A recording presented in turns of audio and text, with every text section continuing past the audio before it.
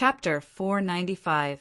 Just a few days into December, a wave of cold air arrived unexpectedly. The temperature was 20 degrees below zero, and the harsh weather of snow turned Sia City into a city of ice and snow. The northern wind whistled outside the window, but it was as warm as spring within a certain library of Acumen College. The lighting was dim within the specially open workshop. A projection structure was spread out layer by layer on top of an enormous ring-shaped workstation. It painted the cheeks of the surrounding young men and women with a layer of color. It appeared grotesque and motley. The workstation was indeed very large, but there were 30 to 50 people gathered together. They were divided into inner and outer layers. The inner layer was close to the workstation, so their statuses were naturally a bit higher. They were currently engaged in an intense discussion, forming a buzzing sound. As for the outer layer, some people were standing on their tiptoes to stare. There were also some people who didn't care and simply chatted with each other. Of course, there was another type of person who was incompatible with the current environment. Luo Nan was one of them. He leaned against the corner of the wall and opened up the flexible e-ink screen. He casually drew on it with his hand. There was practically no sense of existence, and very few people paid attention to what he was doing. Luo Nan was happy to see this. He only recognized 2 or 3 people in this room. Shui Lei, who was the closest to him, was outside the workstation. He relied on his tall and sturdy body to look down at the bustling scene. This powerful friend of his, who could easily kill a lion and a tiger, was breathing softly and softly. His heartbeat had dropped to below 20 beats per minute. However, the powerful blood energy surged and expanded within his blood vessels, muscles, and fascia. It formed a slight vibration that approached the infrasonic zone. It spread out on a level that ordinary people were unable to perceive. This heavy and condensed rhythm could be described in terms of timbre. It could be said to be the resonant ringing of bells and drums. It could be said to outshine others in this room full of club members. This was a difference in the level of life. And on a level closer to reality, the sounds of words, low laughter, and breathing were disorderly and chaotic. The peaks and valleys of the sound waves collided and converged, creating a complex distortion. If one were to factor in semantics, it would undoubtedly paint a scene without any sense of beauty. Luo Nan, who was the recorder, couldn't help but shake his head. His hands never stopped, sketching lines and structures that grew more and more complex. Seeing that the newly created page was already out of shape, an even more directional sound wave entered Luo Nan's ear. "Brother Nan!" The word brother was said a bit vaguely. It was like a mixture of ha and a. It was the transition from Nanster to Brother Nan. In a situation where his age and age were higher, it was a bit hard for a young man like Tian Qi to take the initiative to change the way he addressed Luo Nan. But this was Tian Qi's decision. Tian Qi. His name was the same as Gong Qi's, but he was just a youth in heat who wished to use the mysticism arts to pick up girls. Even if he had all sorts of problems, he was still much cuter than the Deputy Secretary General. At this time he moved close to Luo Nan's ear and whispered a reminder. "Brother Nan, the performance of the group activities will all be recorded into the points." That's right. Luo Nan's current location was the collective activity location of the Mystic Arts Research Society's Arcana Deconstruction Group. The time had yet of the club, the club members of the club, and before, the club building as and the building, the Club of the Mystic, and the Mystic Arts Research Club's original location had yet to be rented. It would take a certain amount of time to relocate and purchase all sorts of equipment. The club's relocation had yet to begin, but as a member of the Order Club, he and Shui Lei merged into the Mystic Arts Research Club according to the school's principle of not one member missing. They began a brand new club career. Today was the second time Luo Nan and Shui Lei joined the club. For the first time, the relevant person in charge gave them a few introductions. This time, they did what they needed to do. Luo Nen wasn't very sociable, but the former president, Lady Du Yong, broke the door and left. The new president, Blood Peony, Tang Yi, patted her butt and followed her teacher to the wilderness to do research. The club was like a group of dragons without a leader for a short period of time. Everyone had their own plans. Perhaps this was the most important factor. Luo Nen had heard a certain sissy wail many times. If you want to be a hands-off boss, then why did you steal my position in the first place? In any case, Luo Nen needed some time to adapt to this new environment. Tianqi's flattery saved him quite a bit of effort. It was thanks to Tianqi's recommendation that Luo Nen and Xue Lei weren't completely isolated from the start. At the very least, they had a few nodding acquaintances. Because of this, and because of Tianqi, Luo Nen treated Tianqi rather warmly. He didn't mind chatting a bit more with him. The group's topic is the restoration of the Eleusis apparatus. I'm actually quite interested in these things, but I don't know anything about them. I need to gather information. Luo Nan's willingness to respond made Tianqi breathe a sigh of relief. He hurriedly sat to the side and did his best to mock himself. Who knows anything about them? This is an antique from the 19th century BC. It's the legendary ancient Greek era. Its core stage is already a secret among secrets. It's already the 22nd century. Over 4,000 years have passed. What's left? Everyone pretends to understand when they don't. It's all right. Some people have interesting ideas. Luo Nen didn't speak courteous words. He had a whole new level of respect for this place after truly entering the Mystic Arts Research Society. Inside this society, aside from the rich second generation who took drugs and played around, all sorts of activities were carried out in a rather orderly manner. They were quite deep. For instance, the apparatus deconstruction group, which Luo Nen participated in. They carried out research targeting the secret rituals of the myths and legends of the ancient civilization. They attempted to use the more modern concepts of mystic arts to deconstruct them. Things like the descent of gods and blessings sounded quite absurd.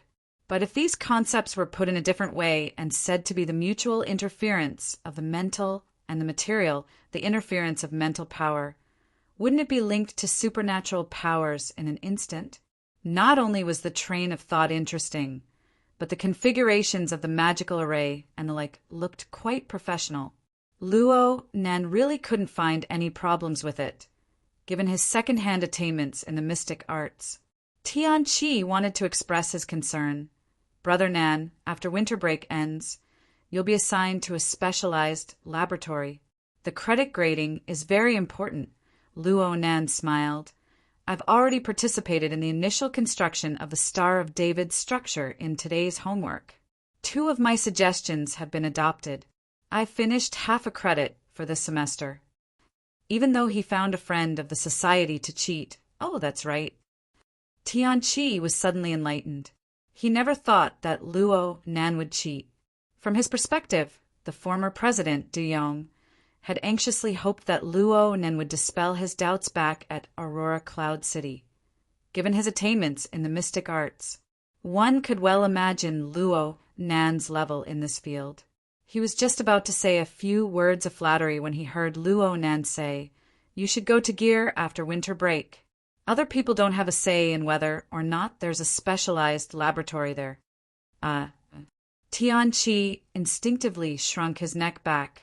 It must be said that Tianqi's first impression of Luo Nan was quite average, but as his familiarity with Luo Nan deepened, especially when he went to Aurora Cloud City that day, his psychological position was completely subverted.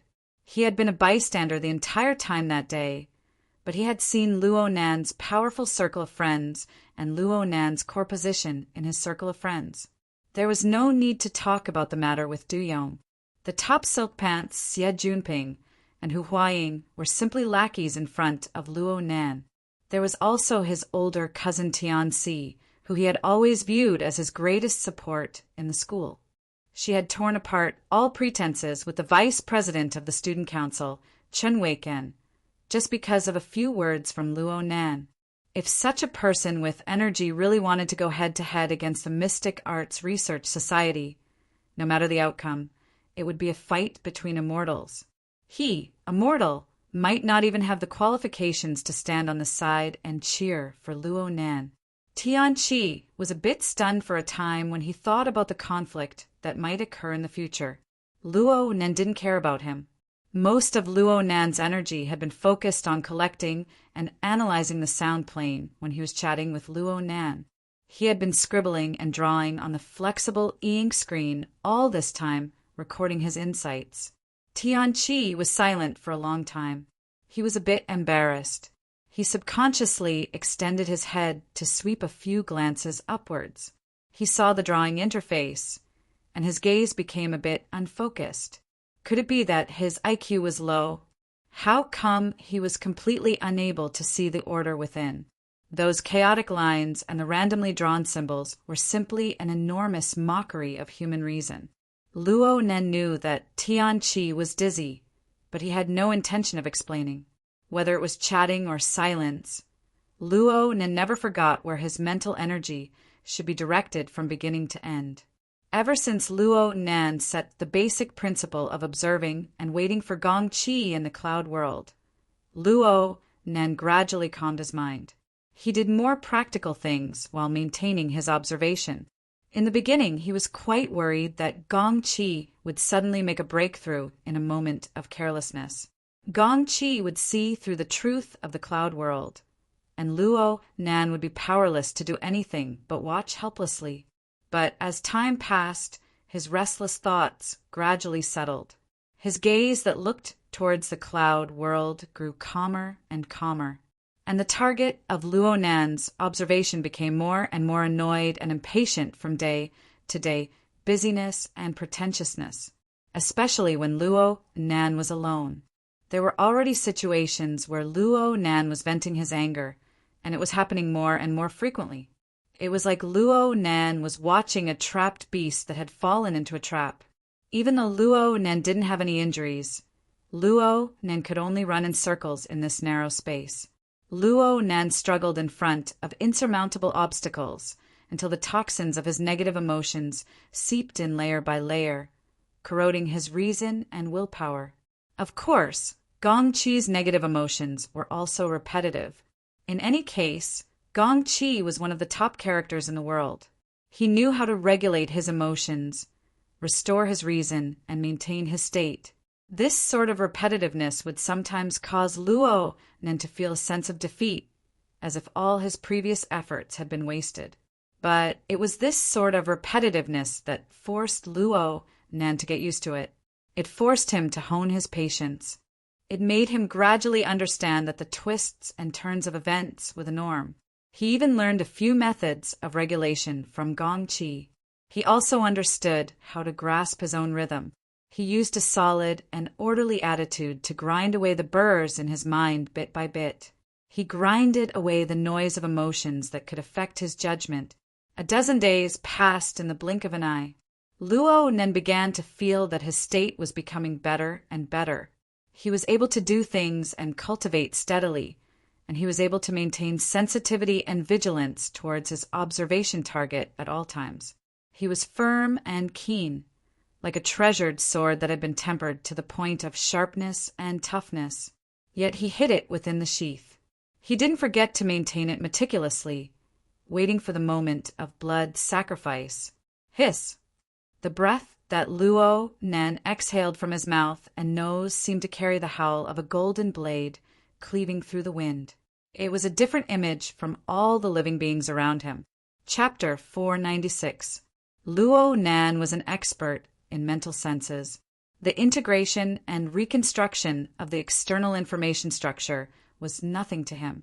He was actually more concerned about the situation within his body. Right now, his 2 kidneys were trembling and heating up. Then his heart, liver, spleen, and lungs responded. Energy interweaved like a net and densely covered his entire body. It was clear that his 9 orifices and 6 roots internal cultivation technique had reached a critical juncture. Luo Nan took 2 deep breaths, and adapted to his current state. He then sent a signal to Xue Lei. Xue Lei heard the signal and hurriedly retreated from the crowd. Luo Nen put away his digital pen and swept his eyes over the messy drawing page. He saved and exited.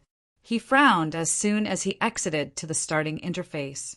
A woman's voice came through a second later. "You must be Junior Nan. I finally get to see you in person." Tianqi saw the newcomer and hurriedly got up to greet her, senior sister Fei. He had a bad feeling in his heart. This senior sister Fei was a relatively famous second-generation member of the society. She was the type that brought money into the group. She was willful and had quite an influence. Most importantly, Huang Bingjin, the society officer who had a conflict with Luo Nan and was still being treated in the hospital, belonged to her branch. Strictly speaking, there was an old grudge between the two. Some time ago, there were quite a few voices in the society that wanted to teach Luo Nan a lesson. Could it be that they were here? Tianqi was worried about how to remind Luo Nan, but he had to do an introduction first. "Brother Nan, this is senior sister, Fei Jin.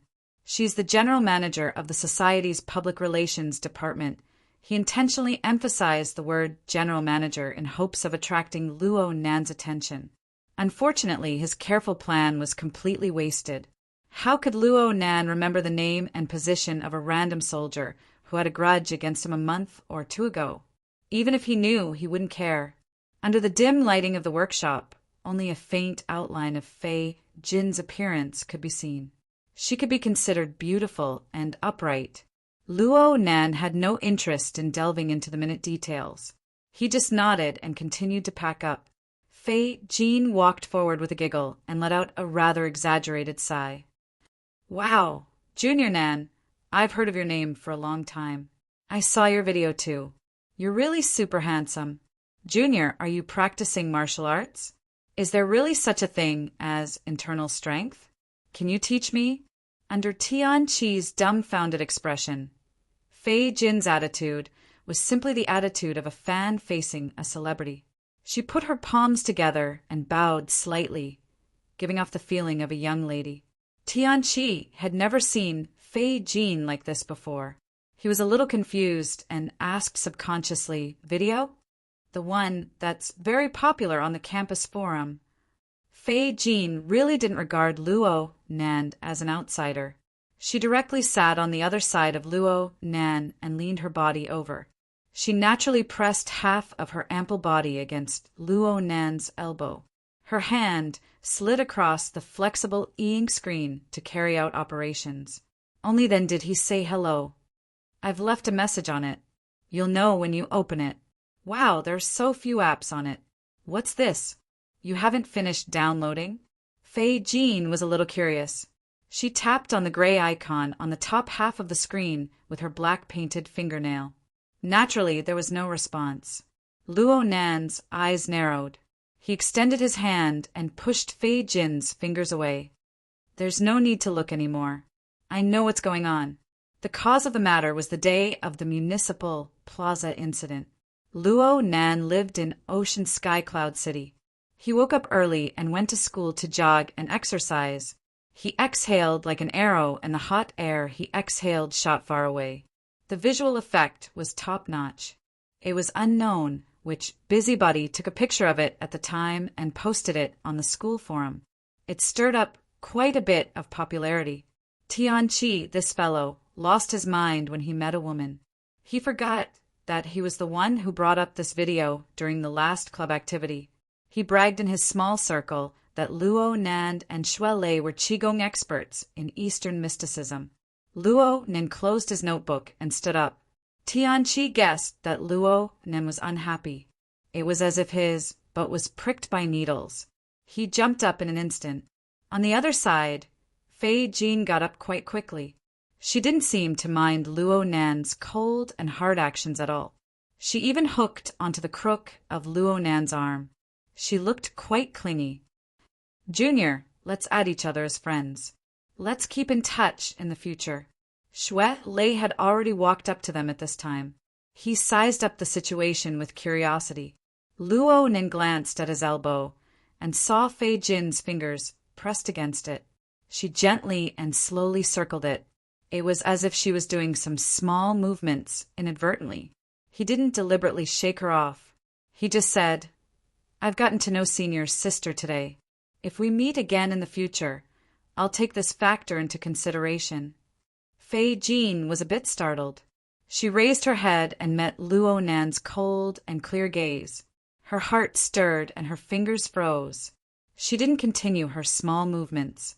It was at this time that their wristbands lit up at the same time. This wasn't the mechanical response of adding each other as friends, though the brands and models of their wristbands were different. A dial-like interface of garbled code appeared on the floating virtual screen. Broken symbols shuttled back and forth, ultimately piecing together to form a classic DNA double helix structure. Then their wristbands vibrated, indicating that they had received a message. Luo Nen didn't react at all. He glanced at his wristband and went straight ahead. He soon left Fei Jin behind. Fei Jin didn't chase after him, but her originally stiff expression softened and returned to spring. Her lips hooked into a subtle curve. "Brother Nan! Brother Nan!" Tianqi chased after Luo Nan with quick steps. A layer of sweat had piled up on his forehead. Luo Nan didn't feel like bickering with him. He just said, "Help me ask for a leave." "Leicesters too." "Oh, okay. Tianqi could only stop and watch as Luo Nan and Xue Lei walked out side by side. "Who's that guy? He doesn't have any skills. Did he just come to strike up a conversation?" Xue Lei asked in a low voice as they walked along the library corridor. "He should be the representative of the funds behind the Mystic Arts Research Society. Small shareholders. Their ratio isn't high. I've seen them in the information before. I have a bit of an impression." Luo Nan had done his homework after the ownership of Gear was confirmed. Otherwise, he wouldn't have deliberately displayed a cold and hard attitude today. The conflict between him and the investors of the Mystic Arts Research Society would erupt sooner or later regarding the issue of Gear. From the looks of things, it was better to erupt sooner rather than later. He didn't mind making his attitude clear early on. However, the synchronized message from the two wristbands was unexpected. The DNA double helix was the brand logo of a high-end event. It was recommended by Mingtang Culture's Artist Department's manager Shah. The organizer of the party would send out a message every few days. On one hand, it was a countdown reminder. On the other hand, it would probe the participants and unearth the hobbies of their customers. Luo Nan was a bit curious about the so-called high-end corrupted party, but he wasn't completely interested in it. He only kept this clue in mind that it might involve the mutant infection and even that mysterious Luo Yuan. Fei Jin was also an invited customer. It wasn't strange in itself. It was more or less a coincidence that they were together. Luo Nan didn't spend too much effort on this. Fei Jin's way of doing things couldn't be considered excessive. It could only be said that she was good at using her natural capital. But unfortunately, she chose a very bad time. Luo Nan and Xue Lei took the elevator to the first floor of the library. Luo Nan didn't speak anymore. His listening observation in the workshop suddenly became clear, indicating that the heat of his ear orifice had reached perfection. Then his kidney energy flowed, and the vital energy of his 5 viscera resonated. This proved that his cultivation of the 9 orifices and 6 roots technique had entered a critical stage. Xue Lei was close. He could faintly sense something, so he shut his mouth early on. At the same time, he notified Qin Yikuan and Gouda, who were on standby outside the building. Luo Nen exited the library with a few steps. He stepped into the gloomy sky that still had sporadic flying snow. The cold air of -20 degrees pressed in layer by layer. But the most important thing was the enormous amount of information and stimulation that surged over at this moment. Color, shape, temperature, sound, smell, and the layout of space were piled up layer by layer. They were reorganized over and over again. This external environment forced Luo Nan to make a corresponding response. At the same time, he differentiated between the meaningfulness of his response and the meaningfulness of it. He remolded his own instincts. Luo Nan's unique attainments in mental senses helped Luo Nan greatly in this regard. He was very clear on the judgment of information, the direction, and the technique of integration. He practically didn't need to take a detour, and he was able to put more mental energy into the transformation of his fleshly body.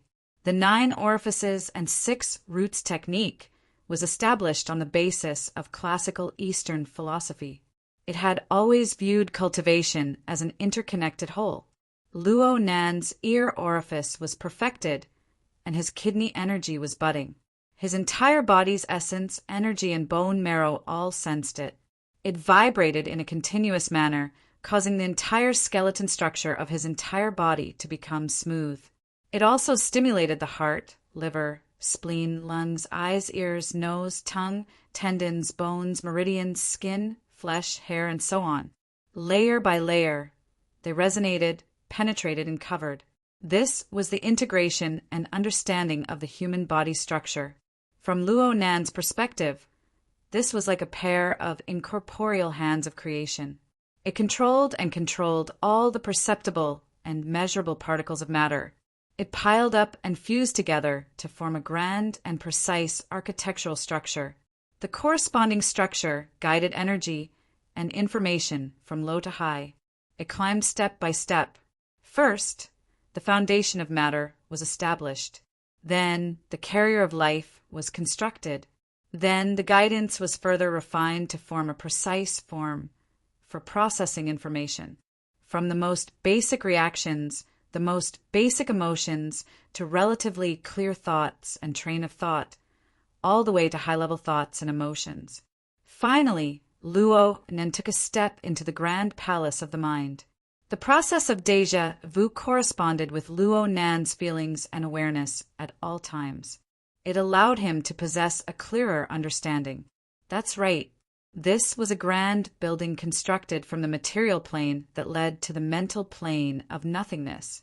It was rooted in the fleshly body, yet it transcended above it. It was the Tower of Babel that connected the mental and the material. It was Mount Buzhou that connected the limits of man and heaven. Though it didn't break away from Luo Nan's established order framework, it was just a demonstration of its reconstruction. It allowed the coupling relationship between Luo Nan's God gear and body gear to cut into a deeper plane. Rays of light rushed up from the bottom of the ice-cold and silent sea of God gear. The mental interfered with the material, and the material interfered with the mental. From the perspective of classical philosophy, yin and yang rubbed against each other, clear and turbid intersected, triggering a penetrating attack of electricity. Brilliant electrical fire spread throughout every corner of the God gear and body gear structure. Under the effect of this power, the life and death orifices of the front and back were instantly connected. The interior of the body was a complete mess. Mountains and rocks were dense, and rivers flowed everywhere. It seemed contradictory, but it was the convergence and linking of different dimensional levels. Due to the expansion of the dimensional levels, the corresponding area of effect was naturally no longer limited by the basic structure of the body and soul. Instead, it naturally expanded outwards, causing incorporeal ripples to ripple in the surrounding void. Luo Nan's own logic, his own framework, formed a slight distortion towards the external world. Luo Nan stopped his steps in shock. He had unwittingly walked to the surface of a bridge. Beneath his feet was the river that cut through the forest that divided the north and south shores of the campus. Shuai Lei and the other two took a step forward in unison. "What's wrong?" "Oh, I think I've awakened." "Oh." It just so happened that a white-headed duck, a characteristic resident bird of the wetland jungle, swayed to the riverside. Perhaps it was confused by the floating snow, but it stepped onto the frozen surface of the lake. It was caught off guard and squawked. Chapter 497. Sprinkle flowers to congratulate a certain weakling for finally getting rid of his substitute hat and officially entering the 70,000-strong group. When are you going to hold a feast? Everyone will congratulate you. I will catch a fish as a gift. A congratulatory message from the bottom of the sea. Looking at this momentum, the rating companies of the inner world are going to explode. The military intelligence department will probably use your face as a target to throw darts at. Do you want me to take a few stacks of paper talismans from Old Gao? Honest arts and crafts store owner. I think President Ouyang is really going to explode. His self-logic theory will definitely need a revised version. The biology team of the society has been calling me to work overtime every day for the past 2 days. I can't even write my own thesis. Resentful medical worker. A psychic awakening in the fleshly mode. This is actually a wrong path. He might go berserk in the next moment, vomit blood and die.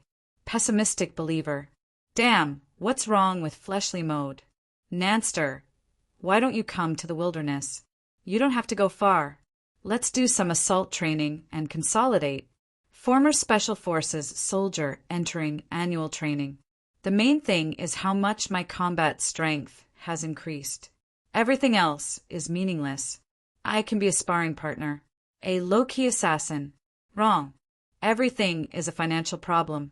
The most important thing is how much my net worth has increased. Right now, the number of laboratories that want to find Boss Luo to breed has increased to 12.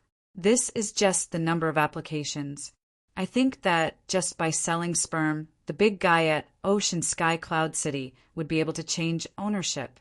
Erudite, doghead advisor. Luo Nan was forcefully pulled into a temporary discussion group on the Psychic Wave Network. This group included practically all the members of the society he knew. In a certain sense, everyone's enthusiasm was high. Congratulatory messages flew in like snowflakes. It was just that, in the end, the direction was a bit off. Luo Nen rolled his eyes in response. He simply said, "I'm in class. It's my treat later." Then, he set the discussion group's information to receive but not remind mode. Then he raised his head and continued to seriously watch Jim, Master Xiao, write with Shuele. Right now, the environment he was in was quite odd. It was a -20-degree snowy day, but the front and back windows of the entire room were still open. There was no heating, air conditioning, or other heating facilities. The temperature inside and outside was practically the same. Snowflakes drifted in, accumulating a thin layer on the windowsill and the floor. Although he was meeting Dojo Master Xiao, this was no longer the Divine Yu Dojo. It was just a single apartment. The floor area was only 50 square meters, but since Jim Master Xiao didn't use much furniture and daily necessities, most of them were stuffed into the storage room downstairs. Thus, the room didn't seem crowded and even felt a little spacious. In the study, there was only a table and a chair. There were some paper books piled up in the corner. Brush, ink, paper, and inkstone were all available on the table. The paperweight was pressed against the top of the Shen paper, but when the air blew past, the edge of the paper still trembled slightly. But no matter what, wherever the tip of the brush landed, the surface of the paper was smooth and stable. The ink flowed, and in one breath, 32 words were written. The words read, "Heaven and earth set their positions, yin and yang of the universe. Changes are not permanent, comings and goings are impermanent. Transforming, Kan and Li was the Tao discipline framework. God knows how to transform, and virtue matches the heavens." While writing, Jim Master Xiao had casually explained that the general meaning of this passage was, "There's a world inside the body, and there is another world outside the body. The two are ever-changing, and cultivators must grasp the core principles, grasping order from the inside to the outside, connecting heaven and man. Only then can one's virtue match heaven and earth, and one's Tao surpass the ages." The word in it was Jigang. Luo Nen deeply believed in this. Discipline framework was order. It was efficiency. It was format. After his awakening, his body and soul interfered, and the level of dimensions expanded. The resources he grasped increased at an astonishing rate. His precision increased by a large margin under the crisscrossing senses of multiple dimensions and angles. Not to mention the external world. Luo Nen could already feel the subtle deformations of his nerve cell membranes when he focused his attention. The effects on the nerve endings led to a certain flow of bioelectricity, and even the entire process of forming specific nerve impulses. If a single nerve was like this, then the corresponding amount of information could be imagined when the entire nervous system was calculated. Expanding from the details, the complex structure of the human body was involved. On the cellular level, the human body was filled with traces of assembly. On the microscopic level, every cell was relatively independent, yet they were exquisitely assembled together. They endlessly produced the basic source substance needed for life, as well as the energy to sustain life. On a larger scale, the 5 viscera and 6 bowels, the fascia, the flesh, and the blood were all components of the human body system. They supplied energy, conducted energy, performed work, and realized various functions of the human body. If one wanted to completely control every detail of such a complex and precise system, the human brain would have to be replaced with a supercomputer. Only then would one need to have an extraordinarily powerful energy and heat dissipation system. Fortunately, humans had already formed a set of relatively perfect basic information processing methods during the long process of evolution. It was enough to deal with the majority of situations in normal life. Controlling resources and corresponding processing methods combined together was a type of self-format. It was just that it was a bit fuzzy and low-end.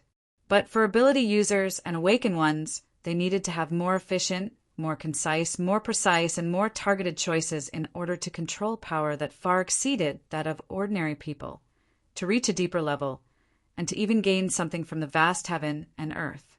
Your Gestalt, Xue Lei's rune seed, the military's format of fire. Actually, all ability users cultivate and apply their usual methods. They are all discipline framework. They are all formats. It's just that there is a distinction between roughness and exquisiteness. There is a distinction between a small path and a great path. Jim Master Xiao washed away the ink on his brush and returned it to its original position on the rack. His words were like ink that had been moistened by the brush wash, fading into nothingness. All discipline framework formats need to be filled with details and laws. Otherwise, it would just be talking about the metaphysical. It sounds right, but it's actually irrelevant. On this point, I won't deny that the accumulation of the school of martial arts is still shallow. There are too many intuition experiences and philosophical speculations. In actual development, it is already far inferior to the archetype format, which has absorbed relevant experience and pushed forward with the power of the entire world. He played down the field that his school excelled in. Xue Lei's mouth moved in response to this, but he didn't say anything in the end. Luo Nan's expression was calm as he pondered in detail. Jim Master Xiao faced Luo Nan.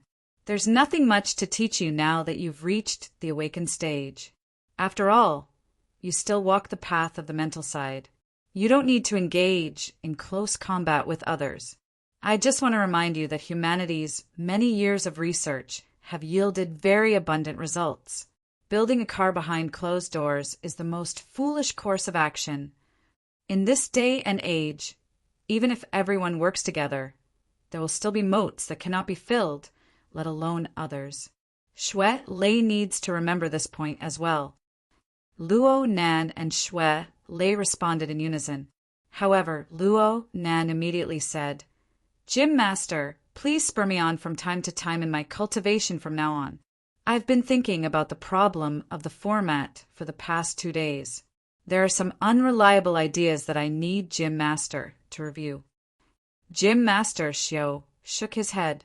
"You won't let me have peace? I won't be able to control you for a few days." The two youths looked at each other. Xue Lei raised his eyebrows at Luo Nan. His expression was nervous and fretful. Luo Nan knew what was going on.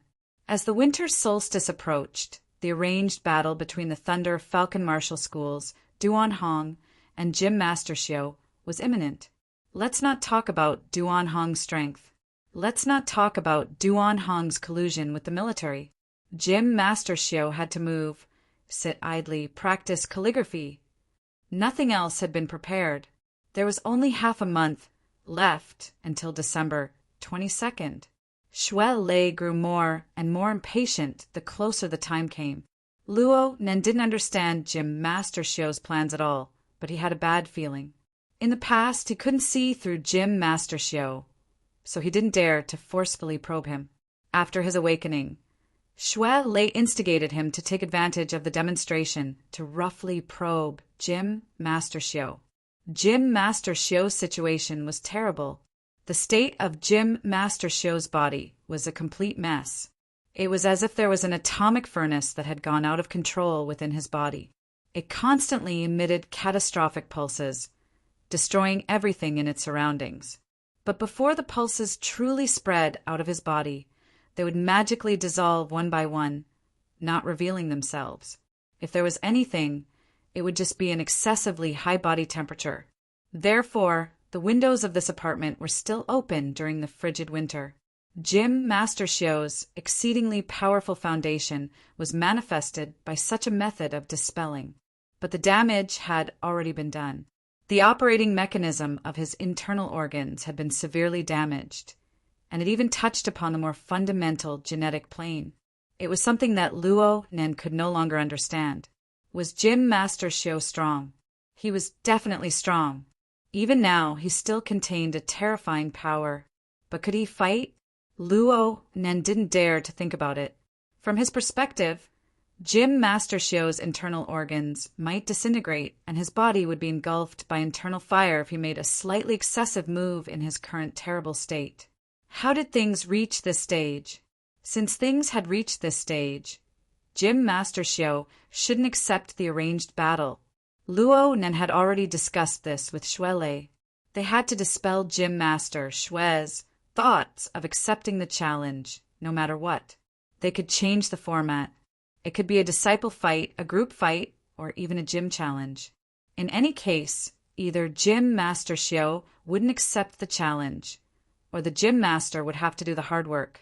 It didn't matter if Jim Mastershio won or lost. The two exchanged glances a few times.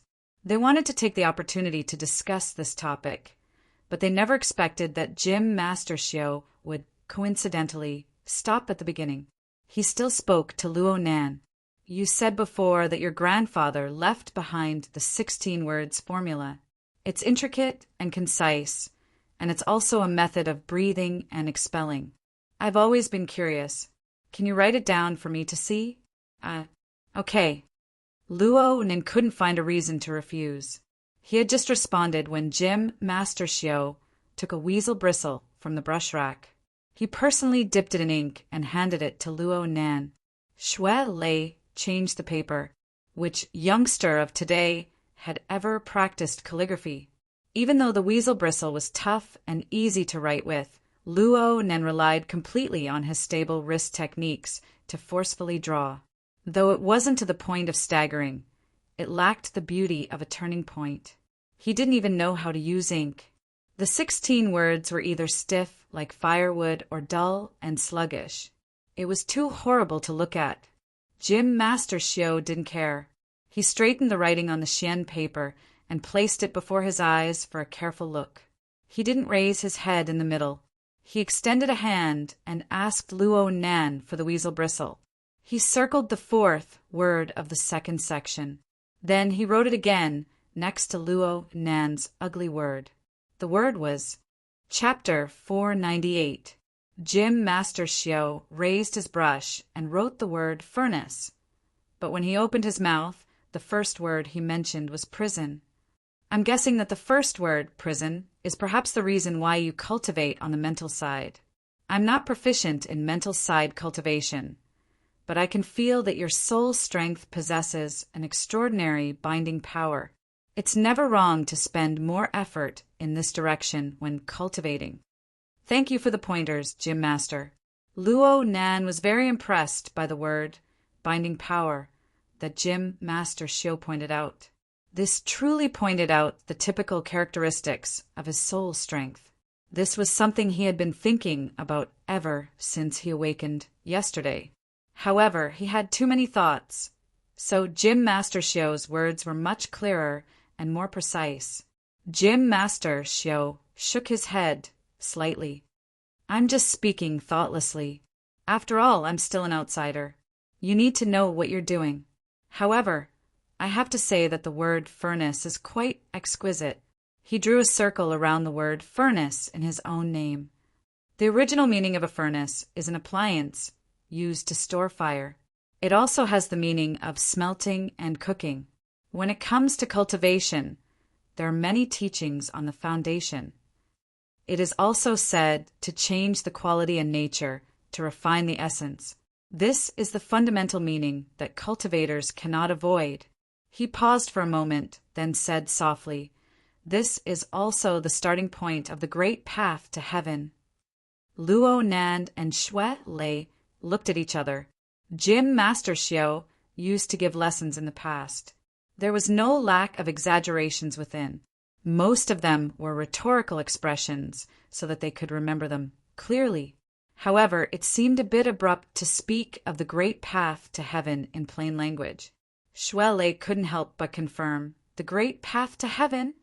Jim Master Shio tossed his brush into the brush washer and watched the ink spread a second time. It's the same furnace. Firewood stoves, coal stoves, steam engines, atomic furnaces, and fusion reactors are all different. Can't one reach the heavens by ascending these steps? Xue Lei sweated a bit. If it's a reactor, what's the difference between the extraordinaries that your society speaks of and a nuclear reactor? How can a human be able to operate energy of such a level? Not to mention that these people are perpetually youthful, rejuvenated, have thoughts that span 10,000 miles, can pierce through the void, and so on. A mere reactor may not be able to catch up. Jim Master Shio's hoarse voice somehow carried a sonorous tone. The present world is a flourishing age for cultivators. There are feasible, verifiable, and verifiable facts. This is enough to prove that there are no problems with our train of thought. There are no problems with our principles. There are just a few operational details. We just lack the operational details to realize them. We need time, energy, and the details need to be accumulated. Luo Nan stared at Jim Master Shio in a daze as he listened to Jim Master Shio speak. Luo Nan had a faint feeling that Jim Master Shio's words were not imparting anything. Instead, Jim Master Shio was narrating a fact that had already happened. The ink had melted and the brush, Luo Master Brush, was Master Brush. Jim Master Brush. Master's Brush Master. After awakening, the path of imparting martial arts has actually already reached the pinnacle. It's just that the natural environment has changed, and a portion of people can still rely on their innate talents and borrow the power of the world to take a step further. The current generation's research on burners hasn't raised the upper limit. It's just that the conditions for breaking through the barriers between heaven and man have been greatly relaxed. Of course, they're still researching and still making progress. As for the smaller number of so-called transcendents, they seem to have taken another step forward. However, if they were asked to explain clearly how they got out and what they should do next, perhaps more than half of the 10 would not know the truth, and there were even a few who did not know what to say. Everyone can speak the truth, but the details are the most terrifying barriers, causing people to break their heads and bleed. Ha ha! If there's really someone who's able to see through the profundities and subtleties within, then set up the steps for this path to ascend to the heavens and use it as a guide, then it'll naturally be boundless and incomparable, just like the ancient Swearen or Prometheus who stole the heavenly fire. Ha ha ha! It had been a long time since he had spoken so much. Toward the end, Dojo Master Shio was out of breath and coughed. His face was red, and even his neck was red. However, there was a smile within the coughing, a smile that caused Luo Nan and Shui Lei to be both worried and perplexed. Luo Nan never imagined that there would be someone like Jim Master Xiu, who casually evaluated extraordinaries. Moreover, his words were filled with disdain, disregarding everything else. Just this arrogance was rare in this world, and it made people feel that his words were very reasonable. Luo Nan really wanted to hear more relevant information. But looking at Jim Master Xiu's state, the atomic furnace that had gone out of control within his body was becoming more and more intense. It actually had the potential to trigger an old problem. How could Luo Nan dare to trouble Jim Master Xiu? He gave Shui Lei a meaningful glance, telling him to stay here and take care of Jim Master Xiu. Jim Master Xiu didn't urge Luo Nan to stay. He just said to Luo Nan after catching his breath, "You don't need to worry about these things right now. The time for your potential to naturally be unearthed has yet to pass. It's more realistic to ponder over some application methods. As for the matter of the furnace, it won't be too late to slowly research it after your potential has been fully unearthed and you can't find a path forward." Luo Nan mumbled his acknowledgement and immediately excused himself. Jim Master Xiu suddenly spoke, just as he was about to leave the study. "Did you guys take the dynamo core from the Tai Chi ball?" Shui Lei was a bit embarrassed. He shot a glance at Luo Nan and said hurriedly, "Yeah, I took it to repair. It's about to be fixed." Luo Nan shuddered. He turned his head to look at Jim Master Xiu. "Jim Master, do you know that it's the dynamo core?" Jim Master Xiu didn't give a direct answer. He just said, "When I came back alone, I only brought this one souvenir. Since it's a souvenir, it doesn't matter if it's repaired or not. It was originally a defective product, just like us right now. Go get it." "Us right now?" Shui Lei gave Luo Nan a meaningful glance at this time, but Luo Nan didn't pay attention to it. His mind was surging with an endless tide. He used to believe that Jim Master Xiu was a great martial arts imparted hidden in the city. It was only today that he found out that Jim Master Xiu had a considerable understanding of the inner world, of burners, and even of a secret object like the dynamo core. Why was this so? Luo Nan didn't care about other things, but when it came to the dynamo core, this strange creation that was inextricably linked to his parents, it was impossible for him to ignore it. Luo Nan's thoughts were a mess, and he simply stood at the door in a daze. But at this time his wristband received a call, waking him up. Jim Master Xiu saw this and indicated that he could leave. Jim Master Xiu looked down at the ugly character Luo Nan had written. He had no intention of speaking. Luo Nan was conflicted for a moment, but in the end his respect for Jim Master Xiu prevailed. He slowly turned around. At the same time, he lowered his head to look at the caller ID. It was Xie Junping. Luo Nan was just about to answer when he suddenly heard a voice. "Luo Nan." Jim Master Xiu rarely called Luo Nan by his name ever since they met. Luo Nan was stunned for a moment. He hurriedly ended the call and turned around. Jim Master Xiu didn't even raise his head. He spoke in a dull voice. "You have a good grandfather. He opened up a vast space for you. You can't let him down." Yes. Thank you, Jim Master." Jim Master Xiu really didn't speak anymore. He just stood there like a statue carved from withered wood. Shui Lei remained in the apartment, observing Jim Master Xiu's state. Luo Nan went out alone. He was still a bit absent-minded when Xie Junping called him again. "Where are you? Why aren't you picking up?" "I just left the Gym Master's house." "Oh, you're cultivating. Then you're still in the River Wu district. You haven't forgotten what day it is today, have you?" "I remember. Isn't your initiation ceremony at night?" "What time is it right now?" Are you driving?" I'm driving." Xie Junping's tone told Luo Nan that it wasn't a good thing. But Luo Nan had bodyguards following him at all times. He had just left the house, and Qi Nikuin was already following him. It would undoubtedly be the worst joke to say that he didn't drive. "Driving is fine. I'll let you run some errands." We have a particularly lively kid here, Diwewu. You know, his adoptive father. Hello? Hello. What's wrong? Did the signal get cut off? No, I'm listening. Luo Nan was just a bit stupefied by the coincidence. They were just talking about the dynamo core, and now Xie Junping was suddenly talking about a person closely related to it. Was Xia City evil? Di Weiwu's adoptive father. Yes, worker Zhai. I know. Xie Junping coughed. It's very simple. Worker Zhai will be attending the ceremony tonight, but he's working overtime on the weekend, so he can't come. Since you guys know each other, you might as well bring him back along the way. Bringing him back isn't a problem, but this can't be considered along the way. Worker Zhai's cross-border electronic city was located in the Xiqing district. Xie Junping's initiation ceremony was held in the Forest Wall District's orphanage, and the River Wu district just happened to be in between. If Luo Nen wanted to bring someone along, he would first have to walk back.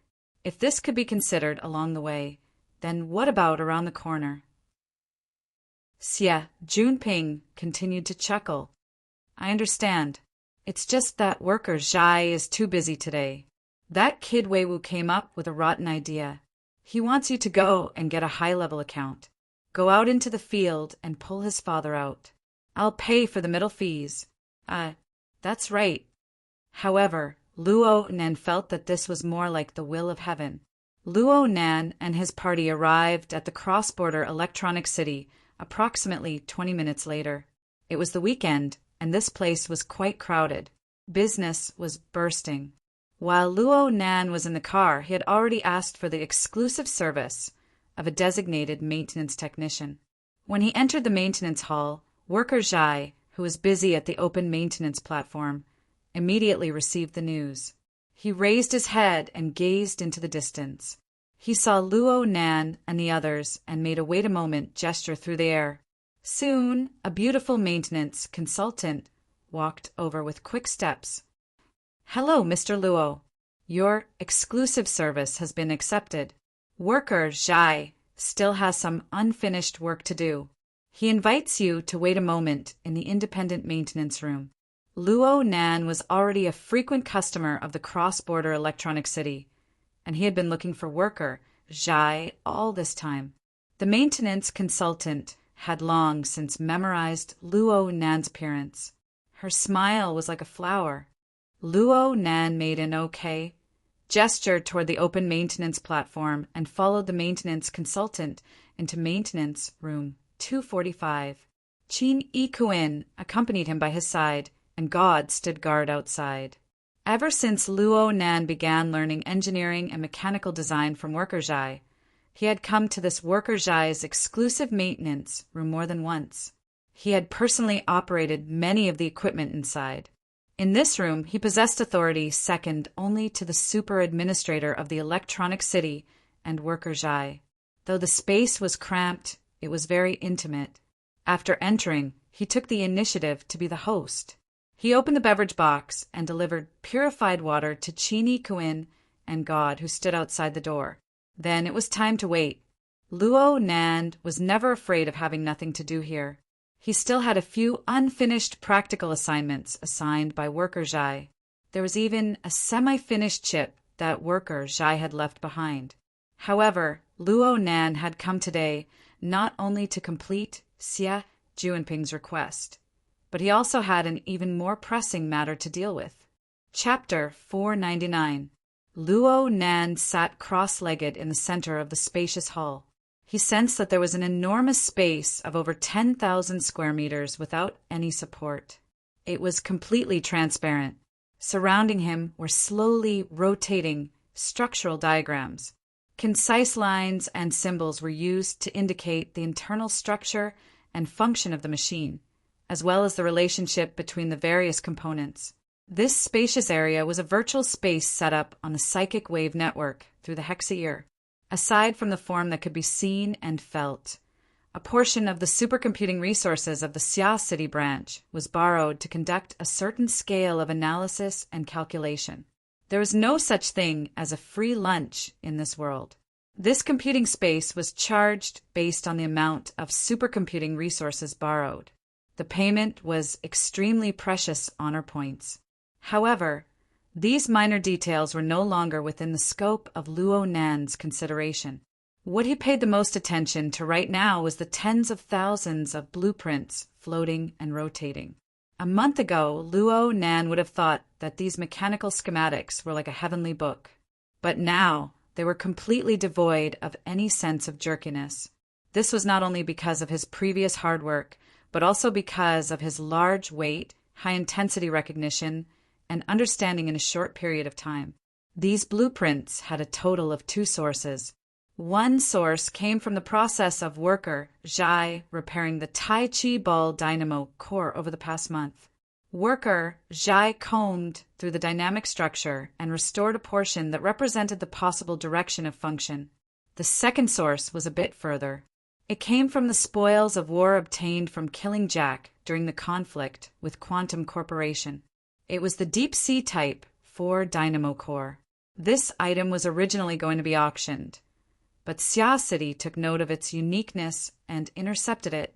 The branch never relaxed in their research during these 2 months. Some of the research methods they adopted overlapped with worker Zhai's, so at least 2/3 of the blueprints were quite similar. Without a doubt, there was a fee for borrowing and reading this information. According to Luo Nan's understanding, the overlapped blueprints belonged to the functional structure of over 1,000 threads of varying thickness after the 3-layer structure of the dynamo core was fully unfolded. However, there were some special scenes within the Deep Sea Type 4 dynamo core that worker Zhai was unable to comprehend at his level. These were the parts that involved the mutual interference between the mental and the material. From Luo Nan's current understanding, this included a portion of the Tower of Babel and Mount Buzhou. This was the core configuration that broke the barrier between the mental and the material. There was also a portion that involved a special structure that covered both the mental and material planes. When the Deep Sea Type 4 dynamo core was fully unfolded, there were some parts that could be felt, known, and measured on the material plane. There were also some parts that were built upon the foundation of the Tower of Babel and Mount Buzhou. This was something that scientific instruments could not detect. In terms of grade, the Deep Sea Type 4 should be at least 1 grade higher than the Tai Chi ball dynamo core. But then again, worker Zhai's research was limited by his cultivation. It was difficult for him to detect more details in terms of mental and material interference, so he had to take this into consideration. Unfortunately, Luo Nan didn't have the physical Deep Sea Type 4 dynamo core with him. He was unable to conduct field tests, so he could only use his memories from 2 months ago as a comparison. But 2 months ago, his insight and knowledge couldn't be compared to now, so there was still a lot of blank space to fill in. Also, of Luo Nan could not keep the Luo. Luo Nan opened his eyes. He held the plastic bag between his index and middle fingers, holding the dynamo core before his eyes. Under the illumination of the iron cover, a mysterious luster flowed on the regular rhombohedron, attracting his soul. Machine, under in, by, under the metal, and the regular, that, under, as under. The ceremony was very simple. There was nothing mysterious about it.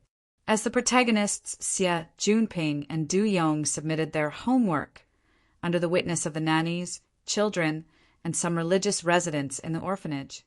Then they were verified by Dean Vanta, the mentor of the order, and they were granted the identity of abstinence bearers in the order. President Wan Ta, on the other hand, announced the end of the ceremony after briefly explaining the concepts of material nature and order.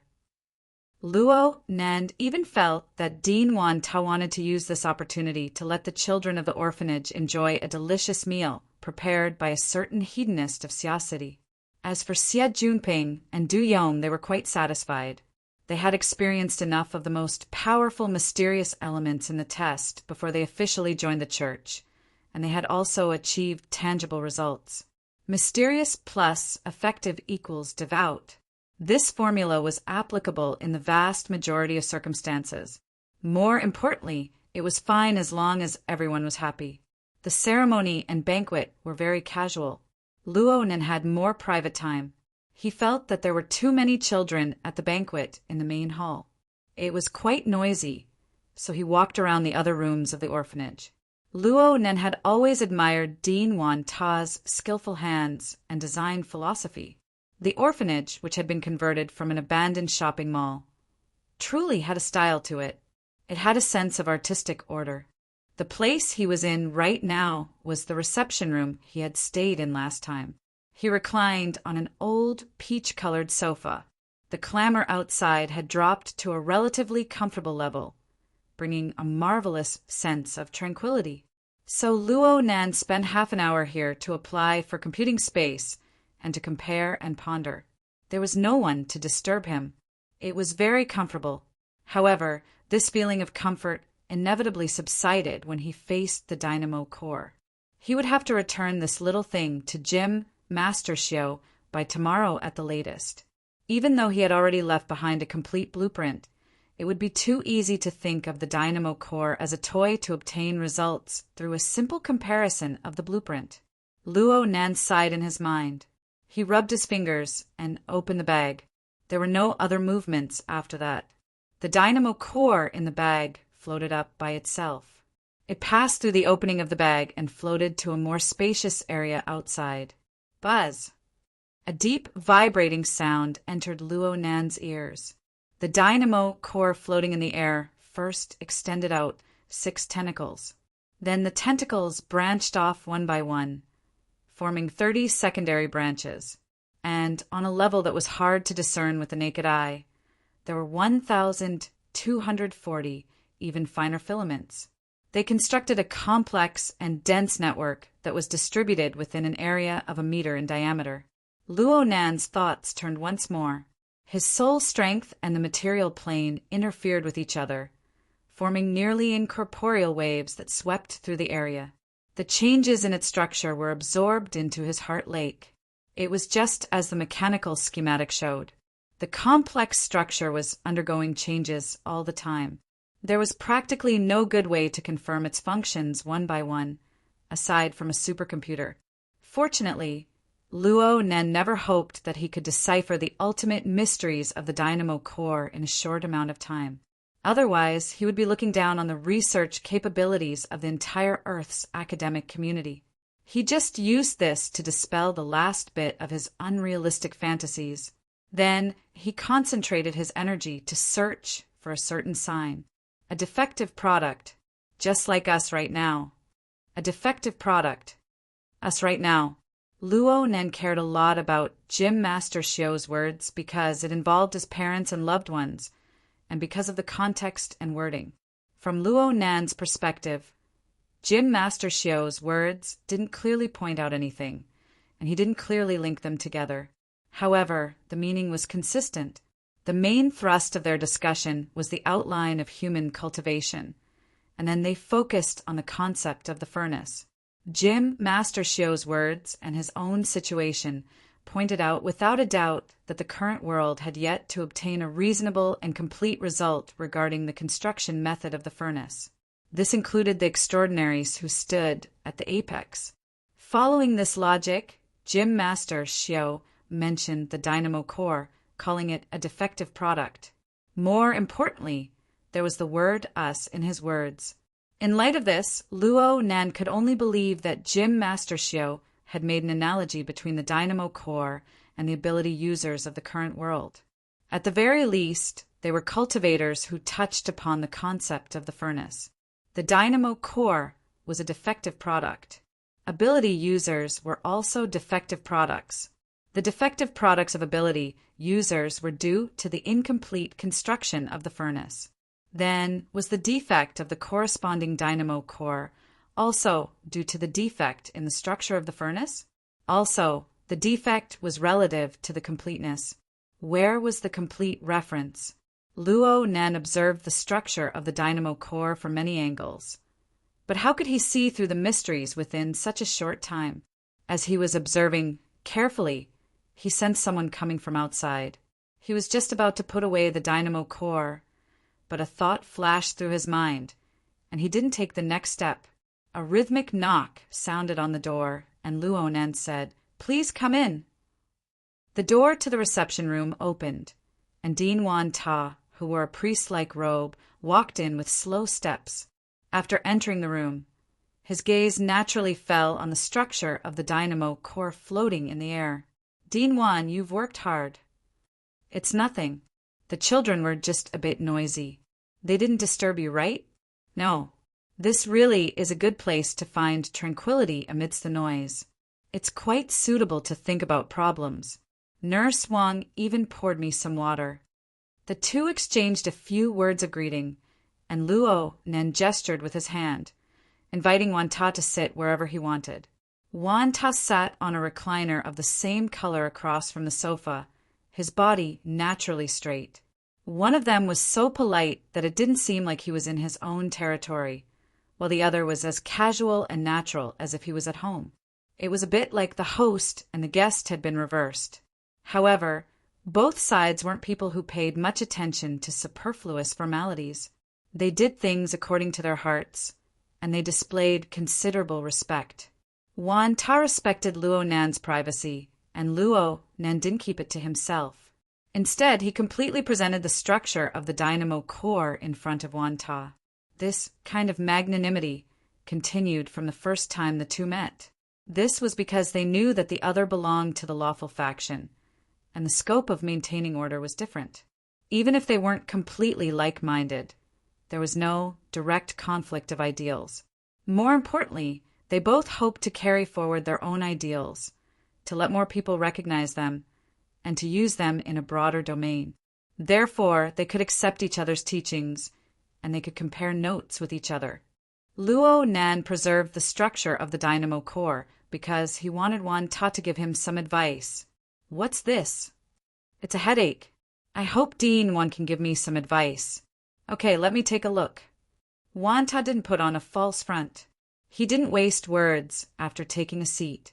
Matter waves radiated from his body, covering the region where the structure of the dynamo core was located.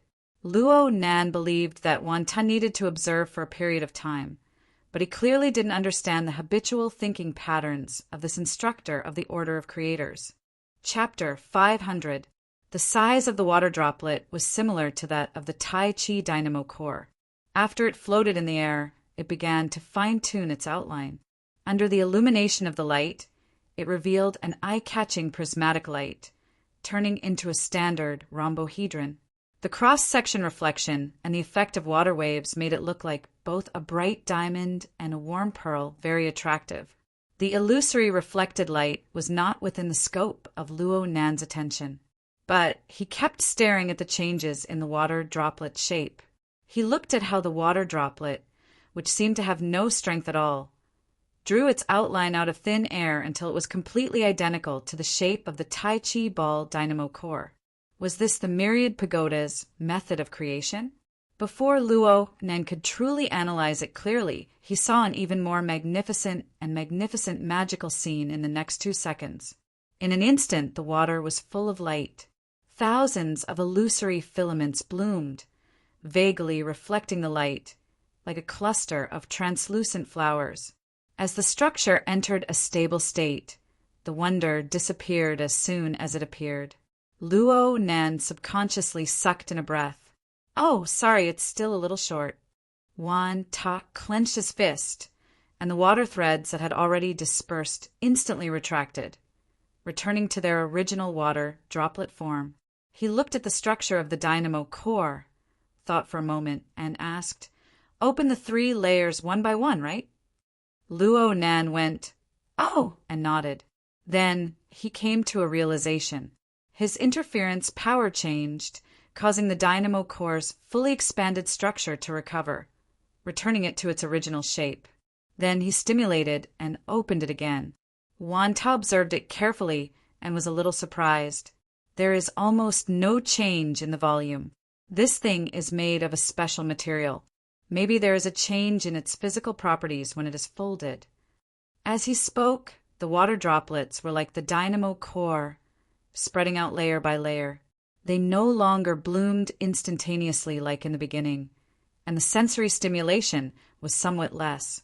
However, the inconceivable shaping and control power within was even more admirable. In a certain sense, Luo Nan could use interference power to construct fine structures, just like the condensation ring. Of course, he could also play with water. He had the soul cloak mode. Through the condensation ring, his divine will could fully interfere with the material plane. He could build a picture of the deep sea and even a wonderful space where water molecules were concentrated. But this method was used at the boundary between the mind and the material, between the virtual and the real. It couldn't be compared to the 10,000 pagodas creation technique, which embodied everything on a purely physical level. Luo Nan already felt that Wan Ta's methods were miraculous, but Wan Ta still felt that it wasn't perfect.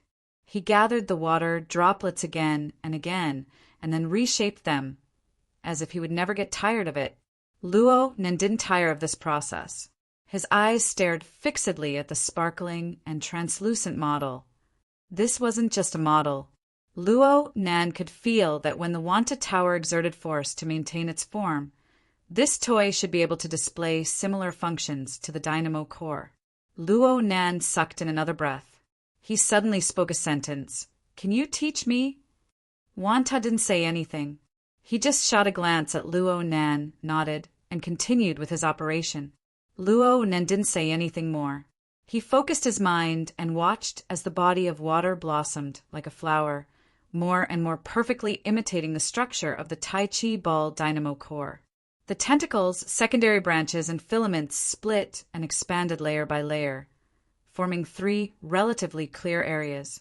It was more or less the same as when he first saw the scene. Luo Nan couldn't help but think of an essential factor: formatting theory. From the very beginning, Grandpa's formatting theory had deduced the visualization diagram, the structure of a tetrahedron with inscribed and circumscribed spheres. Luo Nan had already confirmed that this structure was closely related to the dynamo core. Whether it was the deep sea type 4 dynamo core, the dynamic structure of the Tai Chi ball dynamo core, or Jack's memories of the moment he transformed from an altered human to a burner, all of them clearly displayed this point. Luo Nan even guessed that the scientists researching the archetype format should have grasped this key point. For instance, the epoch-making inventions like the burner and the format of fire. It was very likely that they had some reference. What about Grandpa? Where did his research originate from? At this moment, Luo Nan couldn't help but think of the external neuron coiled in his brain.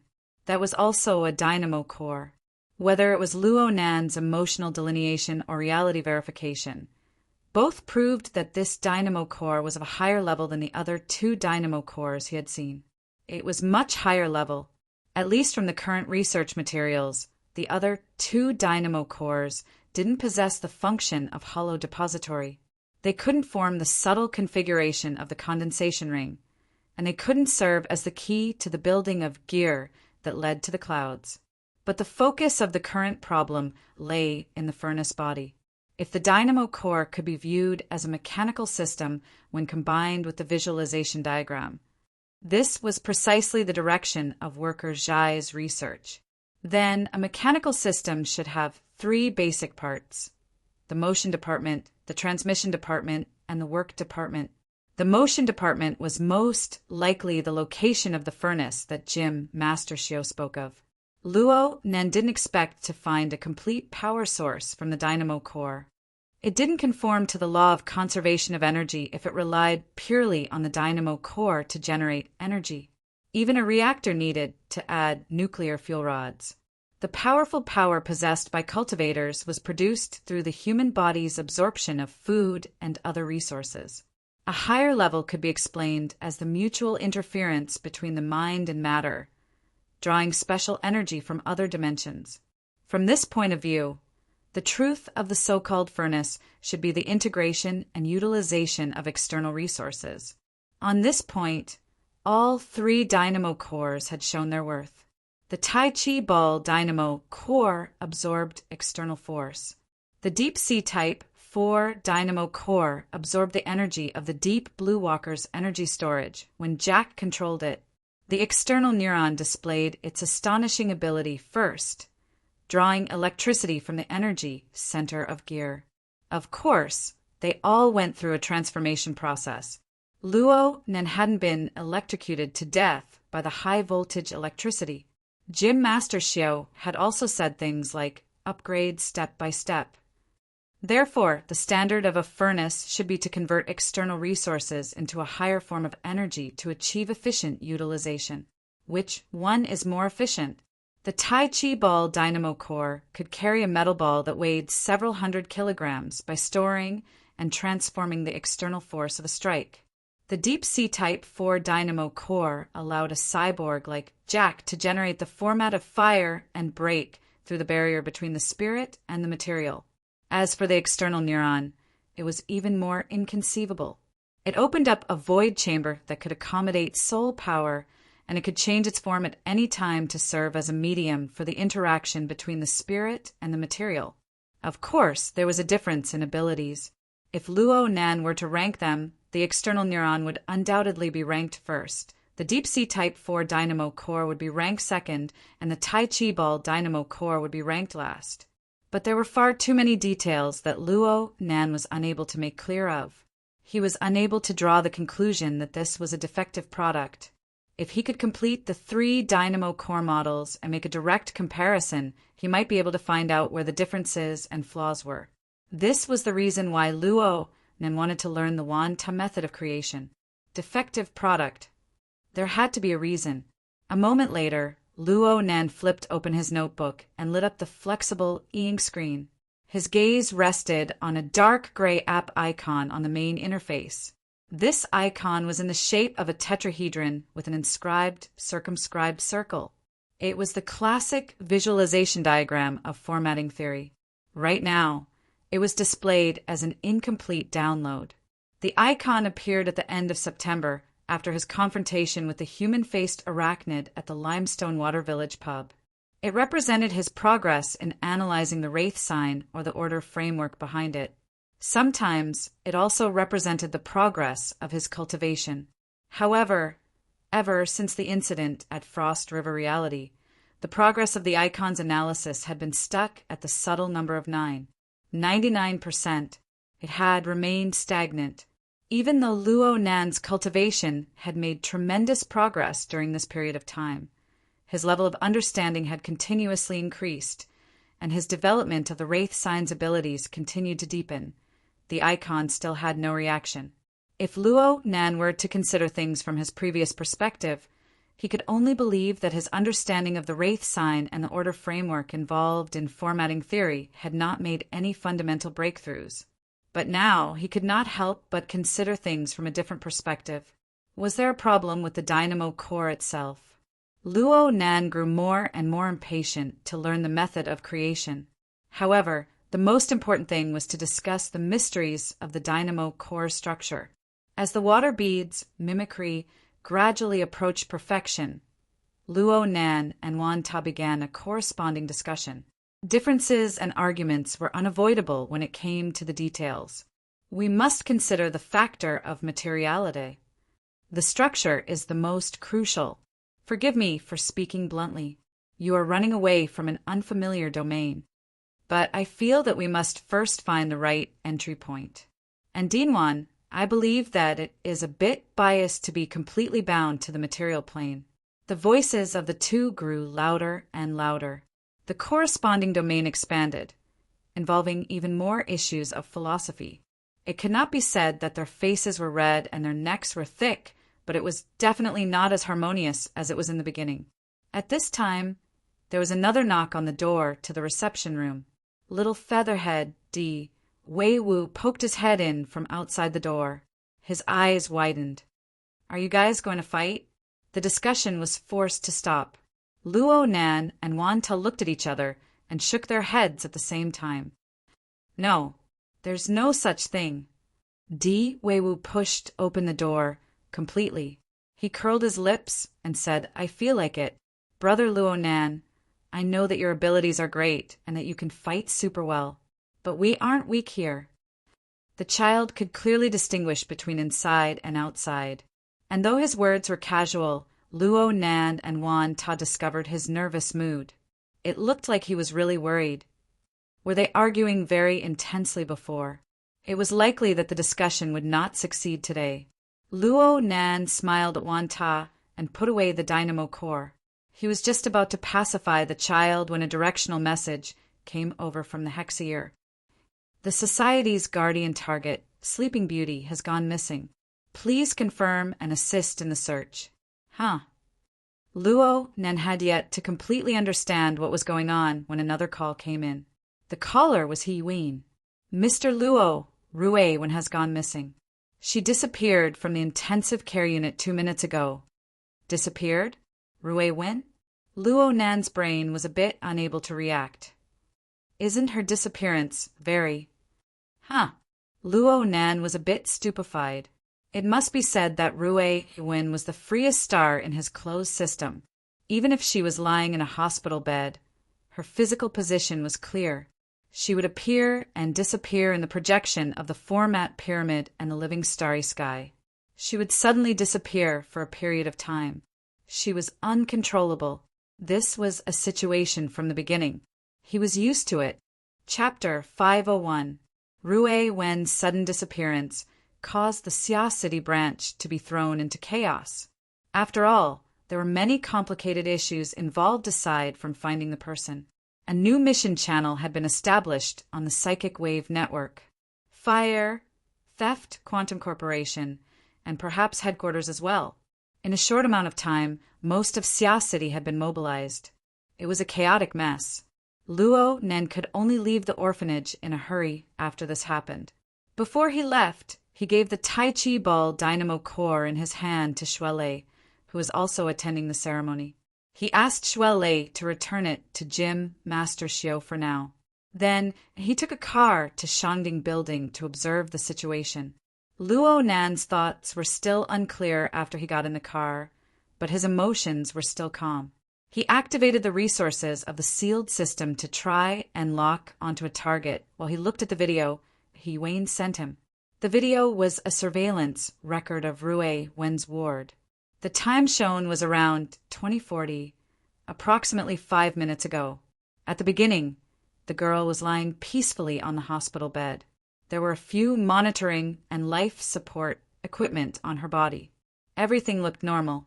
But several seconds later, the slender girl's eyelashes trembled in the focal area of the surveillance video.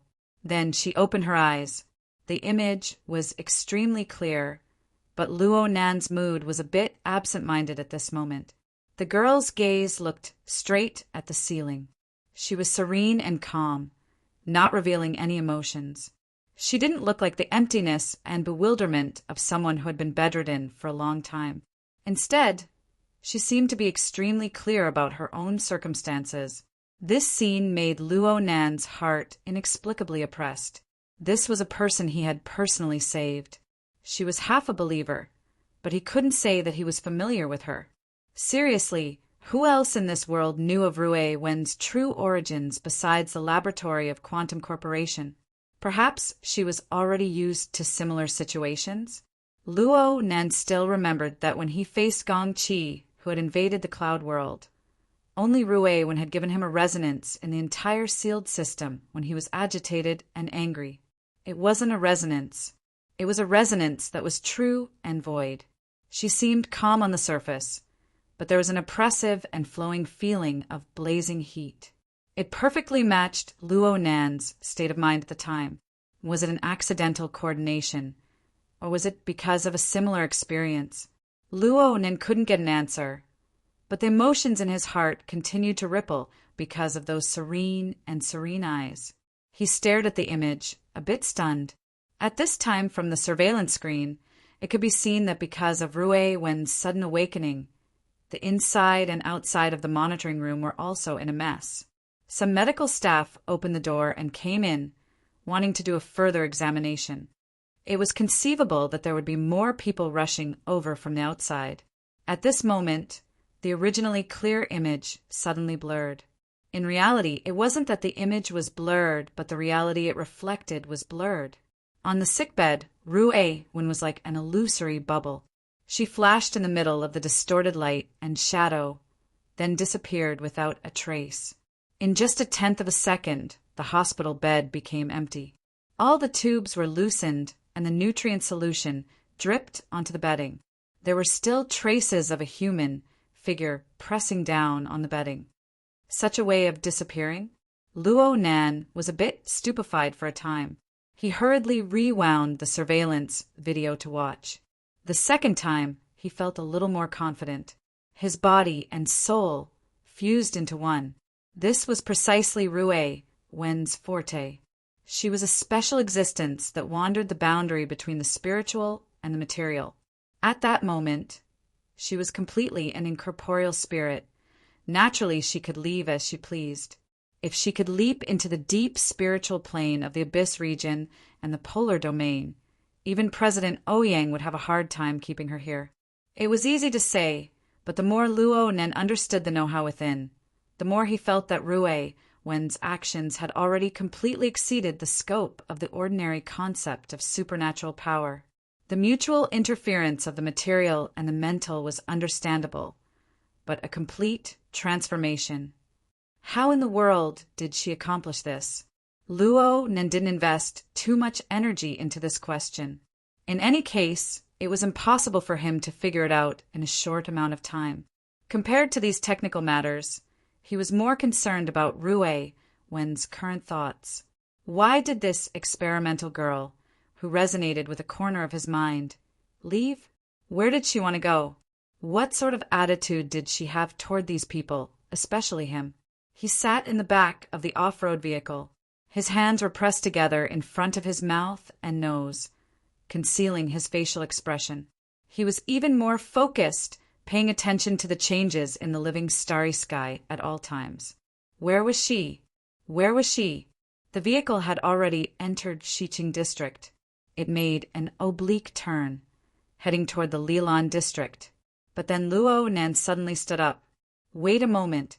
Let's go order some wine. Beside him, Qin Ikuan turned his head in astonishment. Which one? Luo Nan's eyes seemed to be closed, but his other perspective within the living starry sky became clearer and clearer. Correspondingly, the resplendent stars shifted their positions, bringing slight ripples to the closed system. Linhai District, Huaying West Road, Dingyang Bar. Hurry up. God borrowed the rearview mirror to glance over. He swung the steering wheel lightly, and the vehicle left autopilot mode. It turned onto another magnetic rail highway, and its speed suddenly increased. You walked out from the back door of the bar. She used a wet towel with makeup remover to wipe off the makeup on her face. There was a wind gap in the back alley. The fine snow powder was like flying knives, whizzing as it struck her face. You felt that this kind of weather was quite refreshing. But her companions in front of her had already shrunk their necks and were fighting to be the first to board the nanny van. Behind her, the new trainee agent cum star scout, Meng Fei, had long since taken precautions. She wore thick winter clothes that were simply prepared for trekking in the wilderness. But when she put it on her body, her originally stocky body became even rounder. She really didn't have half the graceful bearing of a business elite. However, she had come to learn from Luo Nan and to freeload a meal. She hadn't officially started working yet, so there was no way to use business etiquette to restrain her. Then she looked at the real agent, Mr. Haijing. He was dressed like a man. He wore a coarse trench coat with a dark red scarf. It was very fashionable, and his calm and unhurried posture with his hands in his pockets could even make young girls scream. He was more famous than a star, and he beat up the few disappointing third-rate rock and roll practitioners in front of him. Mountain Creek, which had already begun to be commercialized, spent less and less time in various bars and nightclubs. Most of their performances were friendly performances to repay their previous debts in the underground circle. At the same time, it also further fermented the results of the performance in the municipal square last month. The current situation could only be said to be lukewarm. Every day, They would increase the number of pre-sales for their debut album by a few numbers. That was all. Amoya wiped off the foundation, blush, and the like, and threw the wet towel into the trash can on the side. She had already calculated it, but she didn't expect a sudden gust of wind to blow. The wet towel hit the entrance, hung, and fell out. "'Tis so unstylish." If the paparazzi bumped into her, she would be the legendary third-rate female star who casually threw trash. She had no sense of civility. She could get a place on the gossip forums. But she didn't need to fix it now. A strange sound rang out. The cleaning robot that was lying in ambush in a certain corner of the back alley was stimulated. It started up from its standby state and slowly drove over, shoveling away the wet towel. Good lad. Much better than my 2 younger brothers. When the robot passed by, Amoya patted its silly, black, and thick head. "It's up to you to decide. Do you want to go home or go to your nest today? Choose A and bark. Choose B and be silent." The robot slid over expressionlessly. "Okay, choose B." "Huh." The corner where the cleaning robot had stayed before, which was also the place where junk was placed in the alley, rang with the flapping of wings. It sounded like a bird was struggling. Soon the sound of scrape was clear. It was a crow that was commonly seen in Sia City. Was it looking for food? There have been more crows in Sia City recently. Amoya felt that she would always encounter similar situations when she went out recently. Crows would fly over her head and around her from time to time. Fortunately, her luck wasn't affected. Hai Jing also glanced in that direction. It's hard to see other birds in winter besides crows and sparrows, unless you go to the ecological park. Do you want to take a walk tomorrow? Tomorrow's agenda is to sleep late. You can ask Sister Meng to treat you. Treat it as a bribe. Say more good things in front of the boss in the future. Then forget it. 1 sentence from Sister Wei is worth 100 sentences from me. The return on investment is obviously not equal. Meng Fei directly flipped the hood of her winter suit over her head. She completely curled into a ball. "In this damn weather, I'd rather go to the streets to do my homework than go to some ecological park. At least I can go to the mall to get some heat. Then I hope that you can discover another Sister Wei. Thank you for your blessings." In just a few sentences, the topic had been changed to who knows where. At this time, Malu stuck his head out of the car and urged them to get on. The group of people chatted and laughed as they got on the car. When they were about to get on the car, the cleaning robot had just returned to its original position. The car's lights were turned on, stretching its shadow diagonally forward. Amoya blew the guy a kiss. "Thanks. Scrape." It was the crow dubbing. Amoya laughed and was about to get into the car when she suddenly shivered. "Wait," she called out and jumped out of the car again. In the car, Shui-Yi, who still had a date, was a little annoyed. "Are you done?" Amoya didn't care at all. She strode forward with her long legs and arrived in front of the car in 2 steps. At this time, the headlights were pointing forward. The snow flew everywhere and reflected a distorted shadow inside the alley. In this long, twisted, chaotic shadow, Moya saw the shadows of the cleaning robot and the junk pile mixed together. At the edge of them, there was a long, swaying shadow. The edges were uneven, and the bottom was slightly curved. It should be the wings of a crow flapping, and there was also half of its body. But below the long shadow, there was a slender shadow. The front part of the shadow merged with the crow's shadow, but the shape of the bent joints could be vaguely seen. And then there was an even more obvious curve of the wrist and the straight line of the arm. Hai Jing also got out of the car and stood side by side with Amoya. He squinted his eyes and tilted his head slightly. At this moment, he could clearly see that under the illumination of the headlights, there was clearly a slender arm of light supporting the crow. Under the fluttering snow powder, it was trembling slightly. His heart trembled. Amoya had already rushed forward and went straight to the junk pile. Hai Jing stretched out his hand, but didn't even catch the tail of his shirt. A second later, Amoya's shout filled the alley. Chapter 502. Long Chi came out of the nightclub wearing a thin cashmere sweater with a high collar, even with the casual suit hanging on his arm. His clothes were a season different from the others. But this kind of tight-fitting style was also very powerful, showing off a superior and fit figure. The young woman who went out with him wished that she could turn into a warm jacket and stick close to him, creating a short and exciting memory together. However, regardless of whether Long Chi was facing the snowflakes that filled the sky or the young married woman who had tears in her eyes, he was still smiling. He refused the young woman's invitation, but left his social contact number. Then he walked into the cold wind without looking back. The low temperature of minus 20 degrees Celsius was meaningless to him, just like the restless woman whose body temperature was about to rise to 40 degrees Celsius. At 9 o'clock in the evening, the nightclub street in the waterfront district had not yet entered its most lively period. He really liked the atmosphere here, but it was a pity that the last-minute mission had brought him some destructive expectations. Walking along the nightclub street for a few hundred meters, he found the designated area with the help of the dazzling red and blue police lights.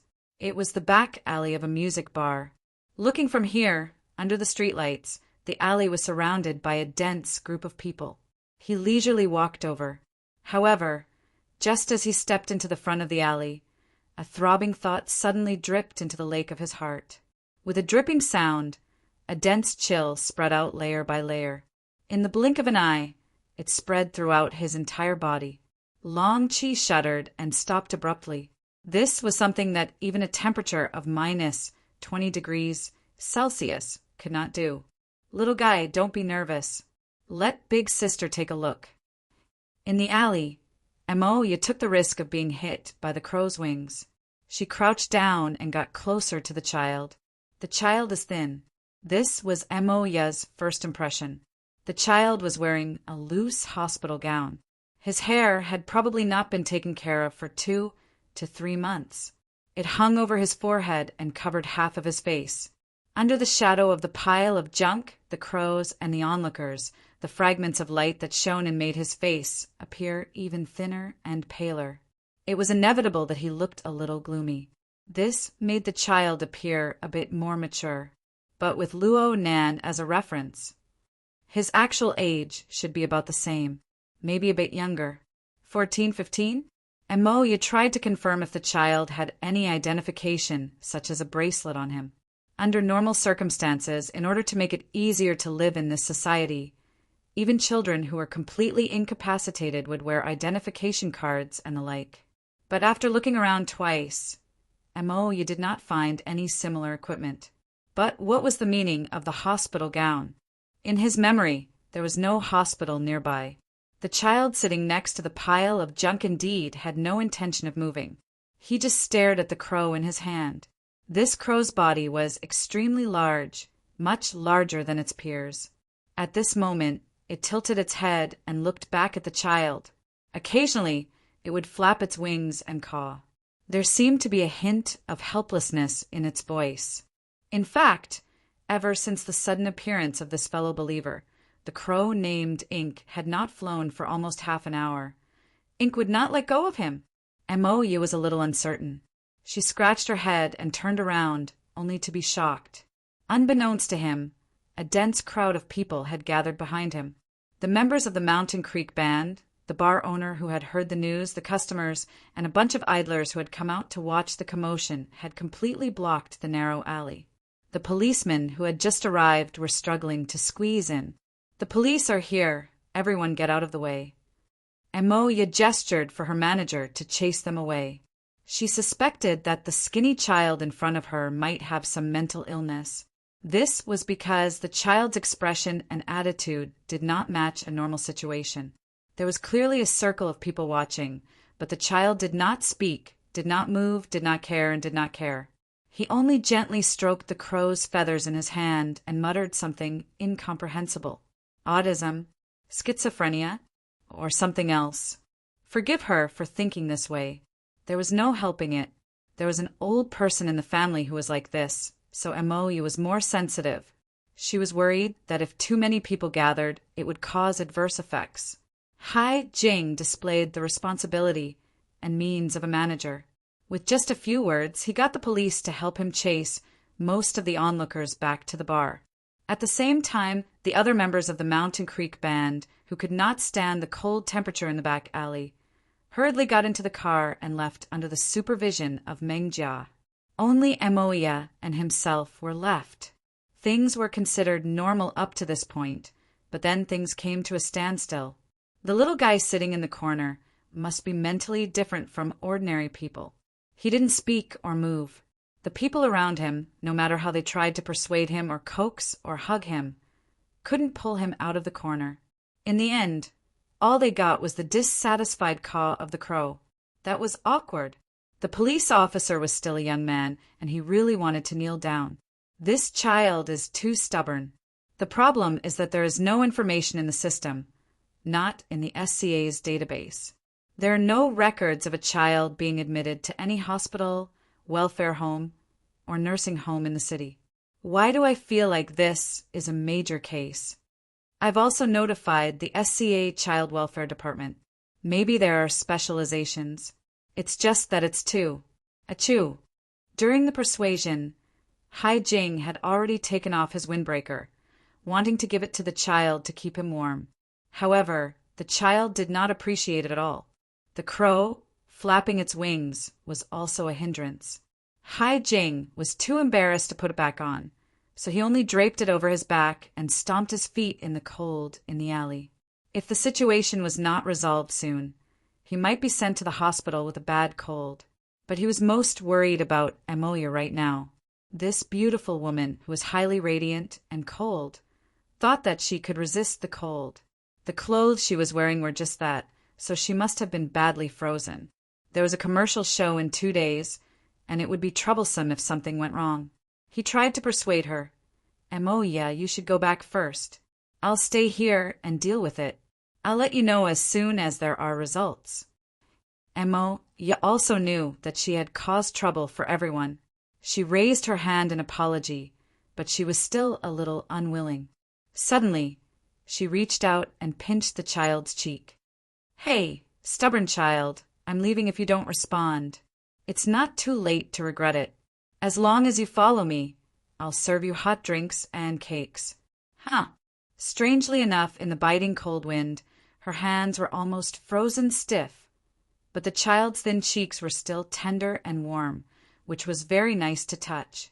Little did she know that Long Chi, who was in a shadowy corner in the back alley, was watching with his eyes twitching. There was a certain distance between them, but Long Chi was able to confirm who that thin child was. His head and body were covered in a layer of snow powder.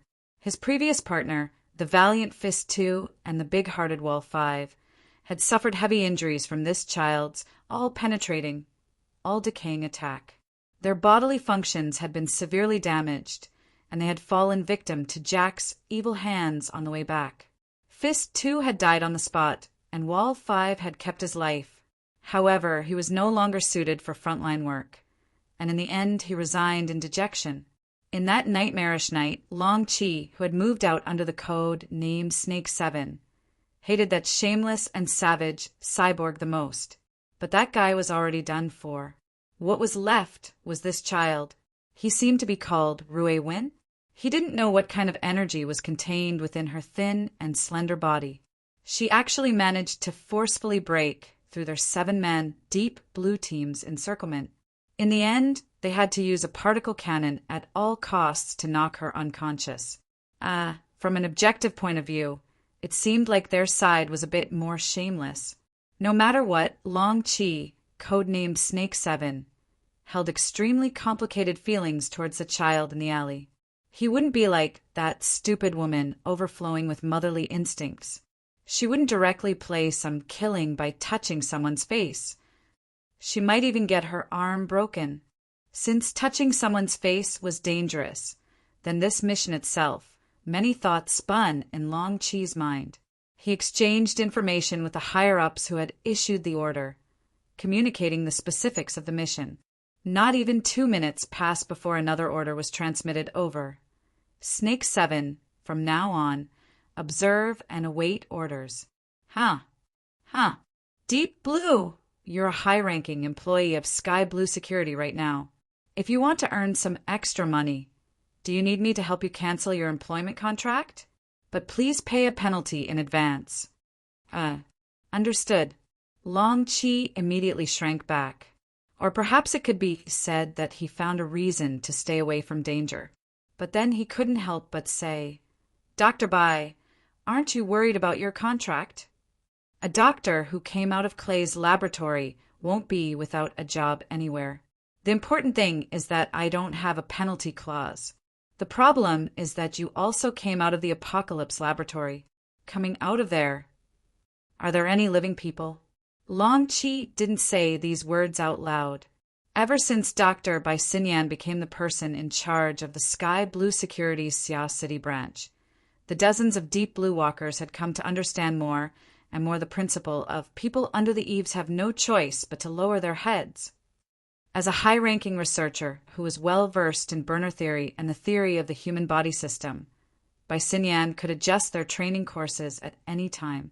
She could let the trainees have a deep understanding of the obvious difference between heaven and hell, under the premise that it wouldn't be obvious and that it wouldn't affect the results. All right, please instruct. Standardize the mode of operation. Observe and await orders. Yes. In the official operations of the Deep Blue Walkers, skipping ranks to command was a matter that was explicitly forbidden. Long Chi only needed to set the information reception to combat readiness mode, and then he could only accept combat orders from his direct superior. Of course, this also meant that the other command that was still clamoring in his ears right now would be completely blocked out. Long Chi hesitated a bit. Should he directly feign ignorance towards Deep Blue, or should he inform them? At this time, a car came to a stop on the other side of the alley. Someone opened the door and got off the car just as it came to a stop. The alley wasn't long. Long Chi borrowed the streetlight to clearly see the person's face, and the other person's penetrating cold gaze swept over a hair's breadth. Hiss! It was at this moment that Deep Blue became much more anxious. Long Chi, are you listening? Reporting the target's situation. Follow-up support is already on the way. Hello. Hello. Support my ass. Chapter 503. In the middle of the alley, Hai Jing really didn't want Amoya to stick to him anymore, so he went forward and forcefully pushed her out. Let's go, let's go. Leave this to me. I'll send you a photo of the scene every 5 minutes, okay? Amoya frowned. I think I'm about to convince him. That must be your illusion. While they were arguing, a car sounded at the entrance of the alley. Someone got out. At first, they thought that it was the social welfare agency, but when the street light fell on the person's face, Amoya could not help but be surprised. Luo Nan, what are you doing here? When I was passing by, I saw your nanny van. The reason that Luo Nan blurted out could be said to be full of flaws. But right now, he wasn't in the mood to weave a more complete lie. His gaze went straight past Amoya's shoulder. From this angle, he could only see ink flapping its wings from time to time. Ink being here was actually Luo Nan's arrangement, because Amoya, who was always on the move, was not suitable for a large number of security personnel. For the sake of ensuring her safety, Luo Nan sent the idle Ink to Amoya's side after completing the Trigate security mission. Ink followed Amoya 24 hours a day. If anything unexpected happened, Ink could intervene through the closed system. But Luo Nan never expected that this sort of arrangement would actually attract Rui when over. Luo Nan walked forward with quick steps. His reason kept reminding him to pay attention to his concealment, to not let Amoya see through him.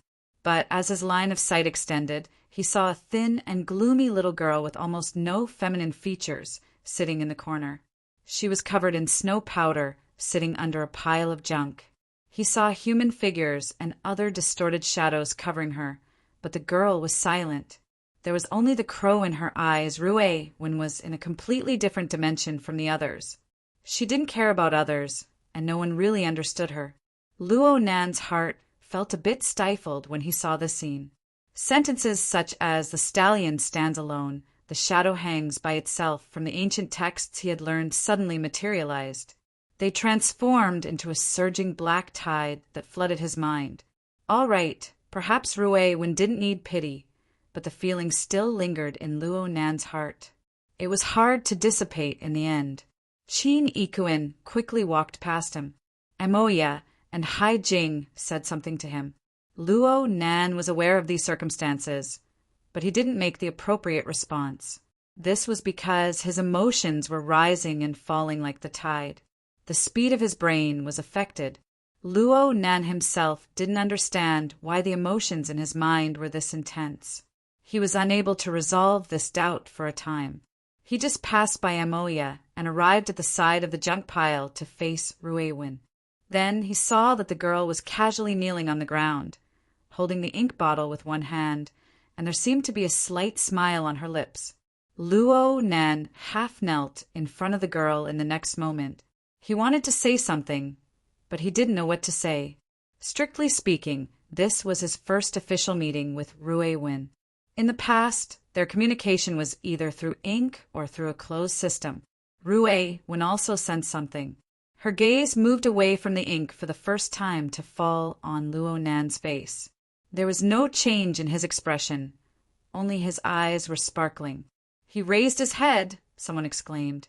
Then Amoya's voice rang out. "He's reacting to you." As expected, it's better to be around the same age. Luo Nan didn't say anything, but he came to a realization in his mind. Forgive him for overstepping his bounds and standing in Ruewen's position.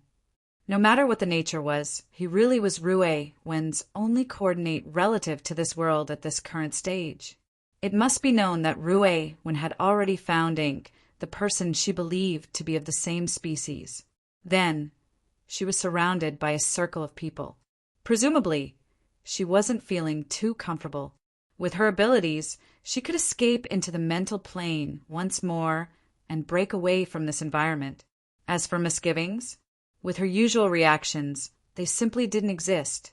But why didn't she move? Luo Nan knew that at least a part of the reason was because of the information he transmitted through the closed system, just like the gaze that was cast over right now. He, Luo Nan, possessed a certain degree of existence in Ruewen's heart. He even possessed a sense of identity. This was good news, right?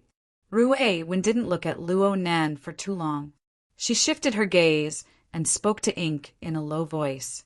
Perhaps Ink's intelligence was higher than 99% of crows, but this didn't mean that it was able to understand Ruewen's meaning. To put it bluntly, this was a one-way communication between chickens and ducks. But when Luo Nan looked straight at Ruewen, he saw the faintly discernible smile on her lips. It was an attitude of tranquility and satisfaction. Luo Nan grew more and more speechless when faced with the situation. But it was also at this time that his train of thought opened up a bit. He suddenly understood where the surging tide of emotions in his heart came from. Actually, it was him. Luo Nan looked at Ruewen right now. It was like he was looking at himself when he was experimenting alone. He would be excited because he was still alive after increasing the dosage of the drug. He would also be satisfied because the degree of pain he felt after taking the drug one day was slightly reduced. But was that really satisfaction? That should be the respite he felt after temporarily escaping from hell. It was also the hypnotic pleasure brought by the glimmer of light when he faced an unreachable goal, when he couldn't see the complete path. As Luo Nan grew older, he became more accustomed to the recent 2 or 3 months of leaps and bounds in his accomplishments. He recalled the muddle-headedness of his first experiments and often shuddered with fear. How much luck did he use in order to endure through the initial juncture? This question was already incalculable, but Luo Nan felt that there was no difference between the current Ruewen and him back then. He was practically 100% certain that even if Ruewen were to face death, she would probably be like this right now. This was because she had never understood or experienced what a normal, splendid life should be like. The laboratory and the fighting arena filled up everything that Ruewen once was. There are some things that I need to properly teach you, even though I'm not too good at it. Luo Nan spoke in a low voice. His voice was fuzzy and hoarse. Even he himself nearly couldn't hear it clearly. Luo Nan. Mo Ye felt that something was wrong. Luo Nan didn't respond. He just extended his hand towards Ruiwen. Come. Together. Ruiwen shifted her gaze once more. She tilted her head slightly, probably due to ink blocking her view. So much so that she carried a bit of careless childishness. Perhaps it was the closed system that allowed them to communicate telepathically. Or perhaps it was the face-to-face communication that transmitted sufficient information. Ruiwen didn't move. She allowed Luo Nan's hand to reach over. There was a slight commotion behind them. At the same time, the snow powder swirled past their eyes. It was just like the gazes and attitudes of the people in the outside world. It didn't cause any interference. Luo Nan grabbed Ruiwen's left arm. The girl's arm was slender and slender. It could be grasped. It was this arm that was supporting the massive body of ink right now. Next, Luo Nan lightly exerted force. The girl was like a ghost that didn't exert any strength at all. She gracefully stood up. A thin layer of snow powder slid down from her shoulder. Some of it landed on the wrists and arms of the two, quickly melting away. Although not many of the surrounding people understood what was going on, they still let out a breath of relief. Only Luo Nan felt the pressure in his heart grow, even though he didn't use any strength in his hand. From this moment on, the connection between him and Ruiwen was no longer illusory. Instead, it was a carrier that truly merged with reality. All the people in the know, the onlookers behind them, the people with ulterior motives hidden in the shadows, and the fellows who were hiding their heads and showing their tails were all witnesses. Mr. Luo. Ruiwen took the initiative to communicate with him. What she said was very realistic. For the sake of safety, let us take over right now. Luo Nan just needed to nod his head, and the Xia City branch would shoulder this burden. The iron triangle formed by President Ouyang, Old Yu, and Her Majesty Empress would be one of the most headache-inducing combinations in the world. The impenetrable wall they constructed was enough to make those with ulterior motives break their heads and bleed. This was, without a doubt, the most reasonable choice. However, Luo Nan couldn't help overstepping his boundaries. He tried to consider things from Ruiwen's point of view. Should he let her return to the intensive care unit? Or should he watch her over and over again in the snowy night with a crow as her companion, talking to herself in her own world for all eternity? This wouldn't do. I'll accompany her for a while. Luo Nan himself didn't have a clear understanding of what a while meant. As a non-security personnel who needed a bodyguard to protect him, there were many things he didn't have a sufficient position on. Let's just say that he had a childish illness. Luo Nan needed to clearly understand his own responsibilities and obligations.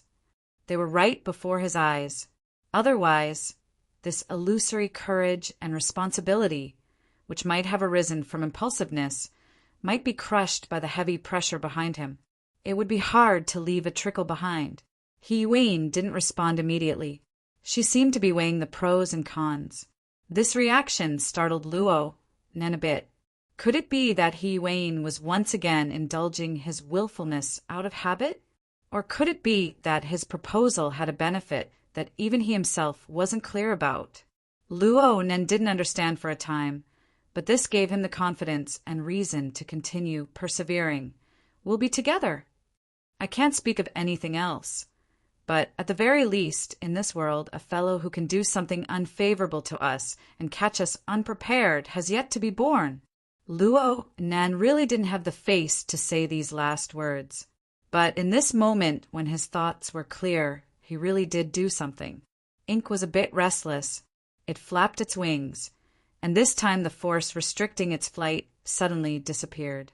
It flew into the air as if relieved of a heavy burden, circling above the alley.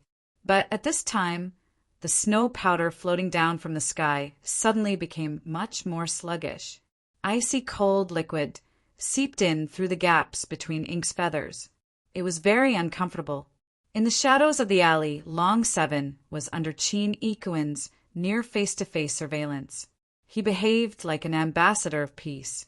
His entire body didn't make any unnecessary movements. But at this moment, he subconsciously raised his head.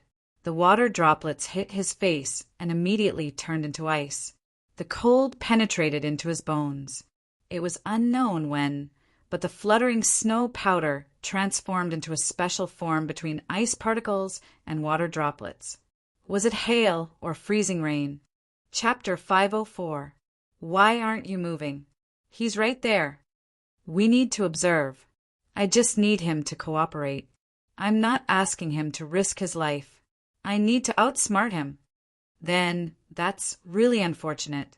That unlucky bastard has already been exposed. Do you remember? He once met your target face to face. If you really want to go, then it won't be outsmarting him. It'll be a provocation. Not only do you want him to go provoke a dangerous target, but you want him to provoke a paranoid maniac who can slaughter half of Sia City at any time?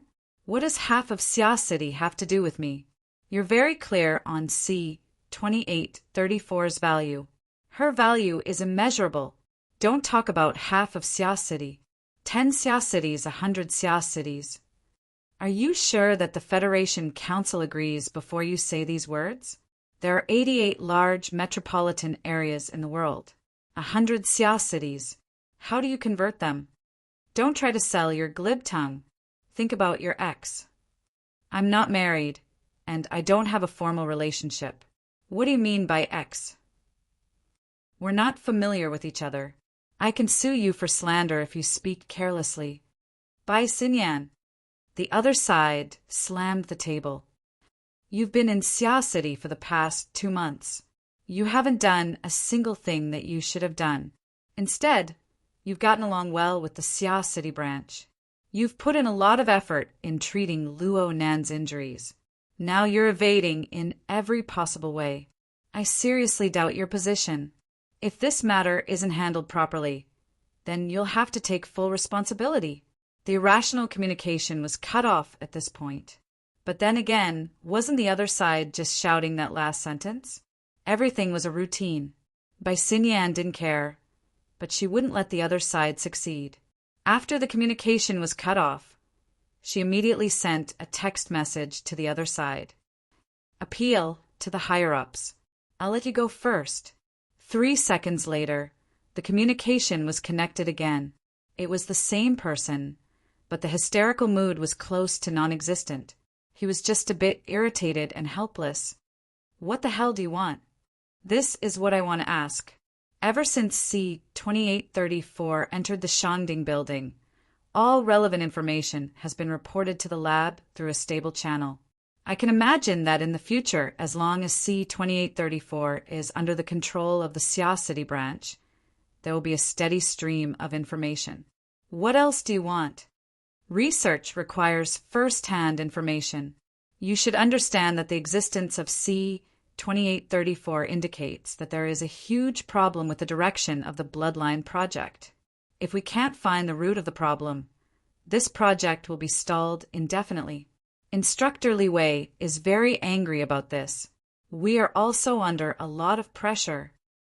Speaking of that name, the voice on the other side instinctively lowered. I understand. That's why you're acting like a cornered dog jumping over a wall. Or rather, you're putting on a show for that person. The other party froze. Bai Xinyan smiled. Fortunately, you haven't completely lost your rationality. At least, you still have the idea of outsmarting the enemy. The beginning is still acceptable. Even if the follow-up plan is too horrible to look at, that's not a big deal. As long as you understand that your life is precious, this is still an era where you can be willful if you have money. The other party spoke again. What do you think? I'm now the manager of Quantum Holdings, so I naturally have to consider things from the company's standpoint. Therefore, I think that as a company, the person at the helm must show the courage of a capitalist.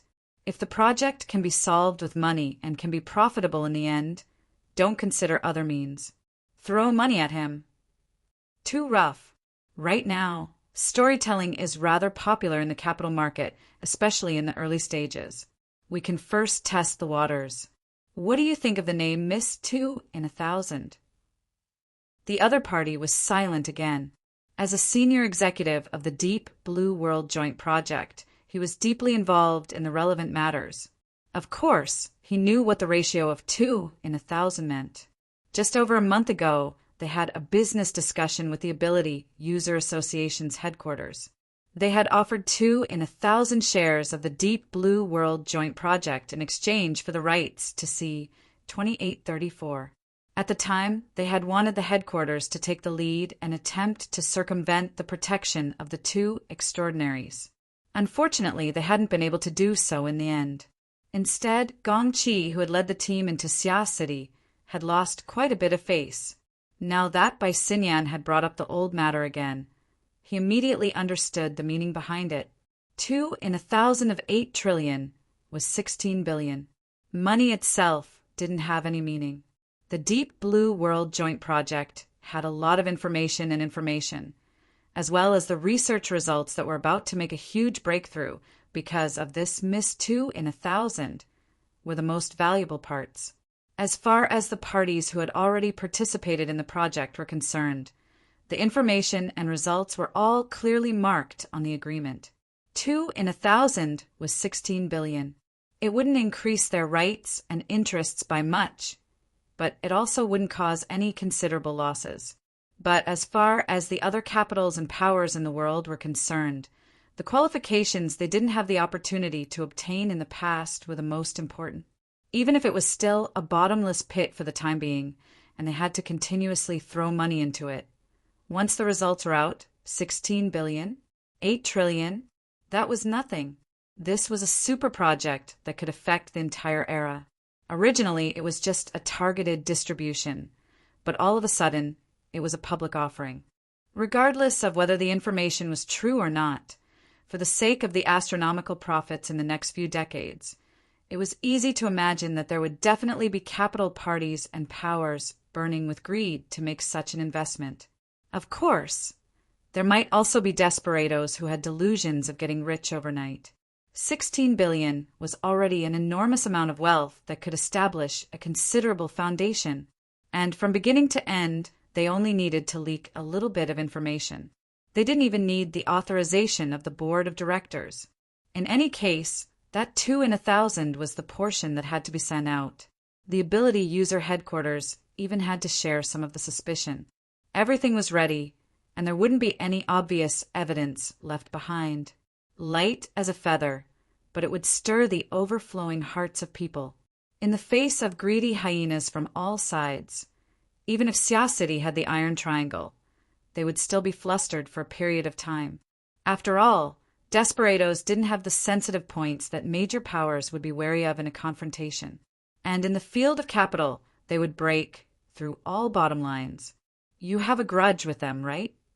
The other side had completely forgotten the suspected collaboration with the enemy at the end of the previous communication. In his opinion, this kind of ruthless extermination plan was not a blood feud, so there was no reason to do so. Haha. Bai Xinyan laughed without any sincerity. She skipped over this topic and moved on to a more realistic level. And your plan? Although it's terrible to look at, it's enough to throw a brick to attract jade. While you're at it, it's also enough to make the information true. During this period of time, because of the problems with the 2 orders of justice and blood flame, Xia City has filled in a lot of unstable factors. These are all resources that can be used. Okay. Hey, where are you going? A friend is in trouble, so of course I have to help. I'm very clear about the issue of my position. The legendary black-hearted Salt really lived up to his name. The radio waves shuttling back and forth in Xia City were gradually permeating with malice. But in the small alley behind the bar, people were still struggling over the details. You two seem to have quite the affinity. Amoya rubbed her chin and looked at the 2 half-grown children standing side by side. She had a lot of doubts in her heart, but now was not the time to be calculative. Since you two can get along so well, Just bring him home. Let's ask Dad to help and see if he can figure out the child's identity. As a high-ranking employee of the SCA, Mo Haiheng did indeed have the ability to do so. However, Mo said it so casually that Haijing also had a headache. It wasn't that he didn't have sympathy, but for a normal person, wasn't it the best choice to let the police handle it? The young police officer who sent the police on the other side also had a headache. If we can't find any information, this child is most likely an illegal resident. The voice behind him became softer. He also felt that Haijing was the only reliable one in this group of people, so he discussed with him. I suspect that this child may be a wilderness vagrant. Let's take the child back to the police station first, and then let the Civil Affairs Department handle it. Vagrant? Yes, there have been a lot of vagrants entering the city recently, and many of them haven't completed the procedures.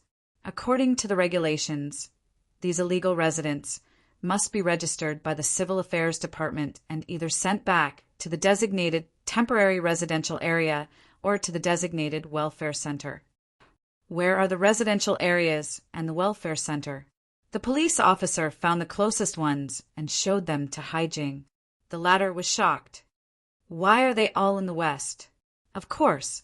After all, Xia City is surrounded by the sea on 3 sides, and only the west side is close to the wilderness. The government also followed the principle of the nearest settlement. That side is more than 100 kilometers away from the coastal area. How did the child get here? While they were talking, the late staff of the Child Welfare Center finally arrived at the scene. His explanation was similar to the young police officer.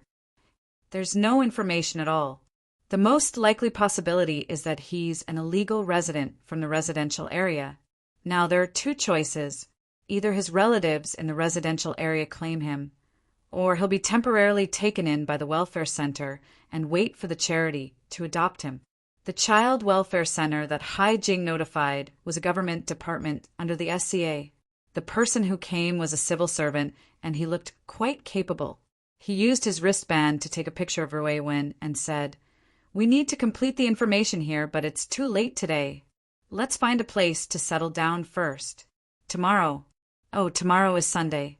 We need to wait until Monday for the relevant procedures to be completed." He operated his wristband. There's an empty bed at the Santa Maria Charity Hall, 27 kilometers away. This welfare center isn't close, but it's backed by a hospital. The facilities are more complete, and it's more convenient to collect information. Moya and Haijing glanced at each other. It seemed that this was a good way to handle things. Just then, Luo Nan raised his hand. How about this? I'll stay with her at the welfare center for 1 night. When that time came, the branch should be able to prepare the relevant information. Setting up the identity of a vagrant and appointing an adoptive family was a good background. You? The staff of the welfare center furrowed his brows. You are. We're the informants. The older sister had to bear the burden of her younger brother's willfulness, and this was a good thing. Mo, you roughly communicated, but the staff of the welfare center shook his head. That's not necessary. We have professionals looking after her. Do you think she'll be obedient if I don't accompany her? Luo Nan was still holding on to Rui Wen's wrist. He didn't let go for even a moment. Moya turned her head and suddenly realized that something was wrong. The police stepped forward and reported the situation to the staff of the welfare center. The staff of the welfare center had a serious expression when they learned of the situation. Everyone, this isn't just a matter of charity. It also involves the basic collection of information in today's society, the placement of vagrants, and a series of other technical issues. We will be responsible for the vulnerable, but we also need to be responsible for the SCA and the relevant social order at the same time. So, the staff of the welfare center paused, and a stiff smile appeared on his face. You can follow. We welcome the public to supervise our work, but please don't interfere with the normal procedures. The matter was barely resolved now that it had reached this point. The young police officer finished recording the incident and left. Luo Nan's group along with Emoya and Haijing, followed the vehicle of the welfare center to the Santa Maria Charity Hall. Since the nanny van had already left, Luo Nan made arrangements. Me, Rui Wen, Sis, Brother Haijing will all sit in the same van. Brother Qin can sit in the front. The back of the van is spacious. The four of us can still fit in. There were no problems with his arrangement, but Emo, you cast a subtle glance at him. Rui Wen, you know each other? I just asked. You didn't hear me when you were talking to the police. Emoya narrowed her eyes, but she didn't say anything. The group of people got on the van, and they followed the vehicle of the welfare center. Rui Wen sat by the window. She was looking out the window at the direction where ink was flapping its wings. It'll be fine. It'll definitely follow. Luo Nan knew what she was thinking and hurried to comfort her. During this time, the feedback of the closed system continued to affect Ink's body.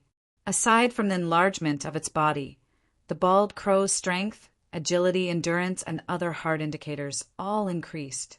Its flying speed was at least twice that of its peers. It could even be compared with some falcons. Rui Wen didn't respond, but Luo Nan understood that she already knew. From Rui Wen's perspective, Ink and Luo Nan were her main focus. It was enough for her to pay attention to them for the time being. But from Luo Nan's perspective, the things he had to worry about had begun to rapidly expand from the moment he held Rui Wen's arm. Many of them involved areas he had never touched before. This was undoubtedly an enormous challenge. But Luo Nan wasn't afraid. He had Rui Wen by his side, and she had placed her trust in him. The illusory courage and sense of responsibility in his heart was hammering into reality bit by bit. He had to do something, and he was already doing it. A thin layer of sweat seeped out of his body. This was a natural reaction after consuming energy. And right now, the rate at which his soul strength increased was rapidly slowing down. Even his reserve water level was dropping. Outside the window, the freezing rain grew denser and denser. It was mixed with fine ice shards that hit the van with rustling sounds. A gap had already opened up in a corner of the void within this icy curtain of rain. An invisible soul cloak was wantonly expanding in this area where water molecules were rich. It was heading east. It had already plunged into the domain of the ocean. It was heading west at a speed far beyond the reach of vehicles. It covered Linhai, Lilan, Nade, East City, South City, Zhongshu, and the other 6 or 7 administrative districts of Xia City. It covered an area of nearly 10,000 square kilometers. In a few more minutes, West City, Pingjiang, River Wu, Woodwall, and the other western administrative districts would be covered by the Soul Cloak. Chapter 505. The small mechanical spider crawled along the corridor. It was fast, but it didn't bump into any railings or corners. This was a popular bionic toy, and it was also the favorite of the children in the orphanage. Many people might think that it was ugly, but most children still thought that it was cute and sometimes cool. Especially when it was wandering in the dark, its 6 sensory eyes would flicker unpredictably. It could scare people to the point that they would jump in fright. Without a doubt, this was the favorite of those naughty kids. The toy spider in the Santa Maria Charity Hall was only a basic version. Although the 6 sensory eyes could send and receive signals and identify directions and obstacles, so that they wouldn't be reduced to mere decorations, they didn't have imaging functions. However, for some people, a simple stream of information was enough. 2 blocks away from the Santa Maria Charity Hall, the straight line distance was about 5 kilometers. Inside a high-rise office building, the lights were still on at 10 o'clock in the evening on the 75th floor, even though it was a weekend. The relevant personnel were hurrying to set up the relevant equipment, and some people were already playing in front of the temporary workbench.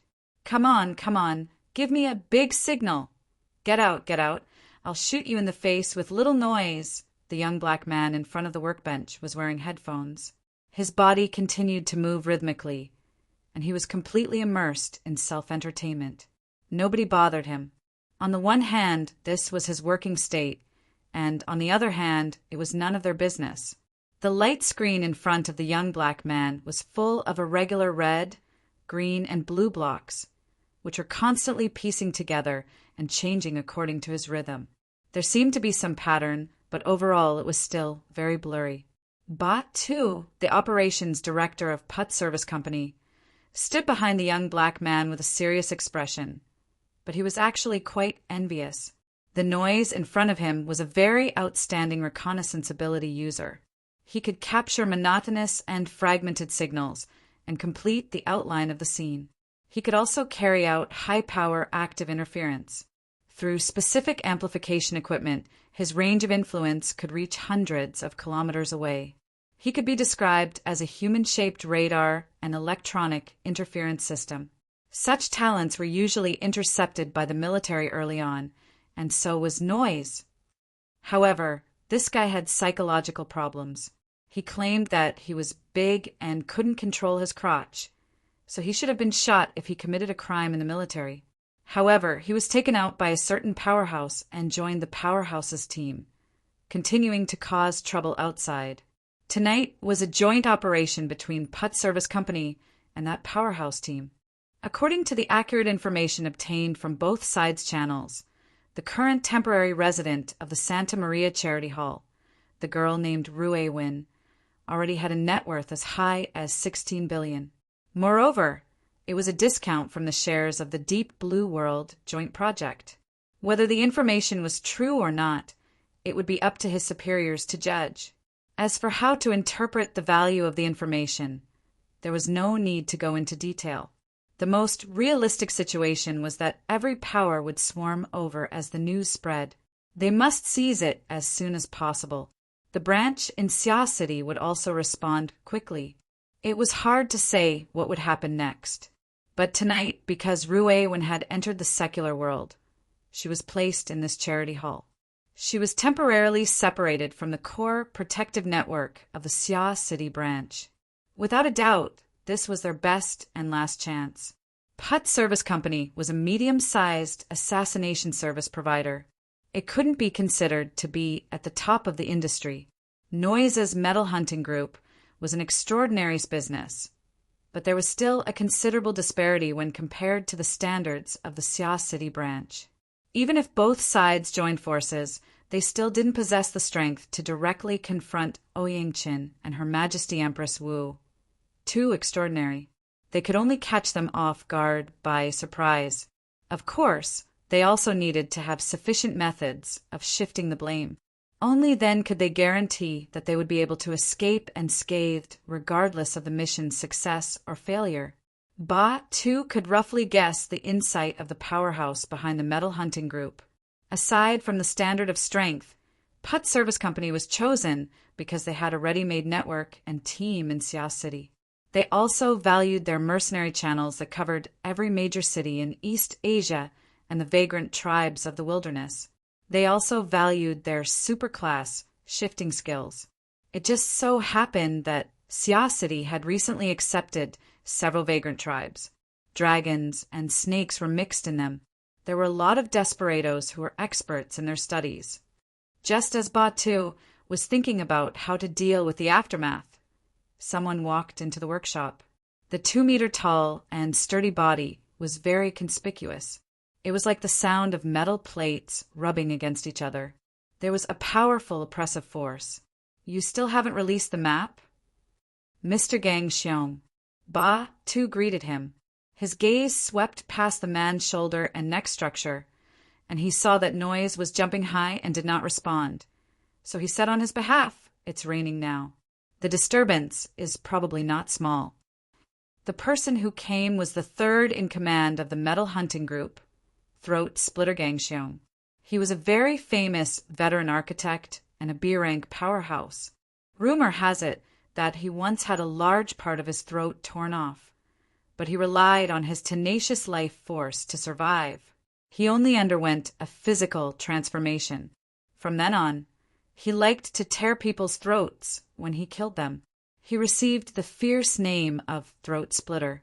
After Gang Xiong entered the workshop, he took on the responsibility of commanding. He asked about the progress of the technical team. How's the cracking going? We still need around 10 minutes. The security system of the charity hall is connected to the Santa Maria Church Hospital. It will be quite troublesome to hack in. Mr. Gang Xiong, we can take advantage of this time to have a brief tactical meeting. Mother asterisk cur. Ba Tu choked. Fortunately, he knew that Noise had made a breakthrough. This black bro threw off the monitoring headphones. He straightened his buttocks and screamed in excitement. Noise was a scumbag, but his skills were top-notch. As he screamed, the meaningless color blocks on the screen quickly decreased. It was like a streaming video with an unstable signal. There were more lags and mosaics, but the basic outline of the video was already visible. Sand table. Gang Xiong signaled his assistant to do something. Very soon, the digital sand table that had just been placed in the middle of the room displayed a panoramic 3D projection of the Santa Maria Charity Hall.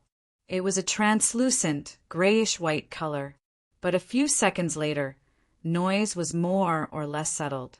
The relevant data was transferred to the sand table, and bright colors were smeared over it layer by layer. At the beginning, there were some mosaics, but it quickly became clear. Especially in the special marked areas, a few human figures appeared. In the sand table projection, they were about the size of a finger, but their appearances were similar. The details were exquisite and they were lifelike. They were the target of their target tonight. The charity hall was quite generous to temporary guests. The individual room on the first floor of the residential area was located at the corner of the building. Because of the flower bed, it could be considered a relatively independent, half-enclosed courtyard. It was relatively quiet, and it was easy to make a move. Noise was ecstatic. Damned weather, damned weather, damned weather. I'll let you guys experience it. The sand table projection was covered by a blurry curtain of rain as soon as he finished speaking. Ba Tu furrowed his brows, but didn't say anything. It wasn't bad to be able to restore the scene in a more complete manner. Through this curtain of rain, he could also see a few details. In this freezing rain environment, low-altitude drones can be eliminated. A large lump of ice will fall in less than a few minutes.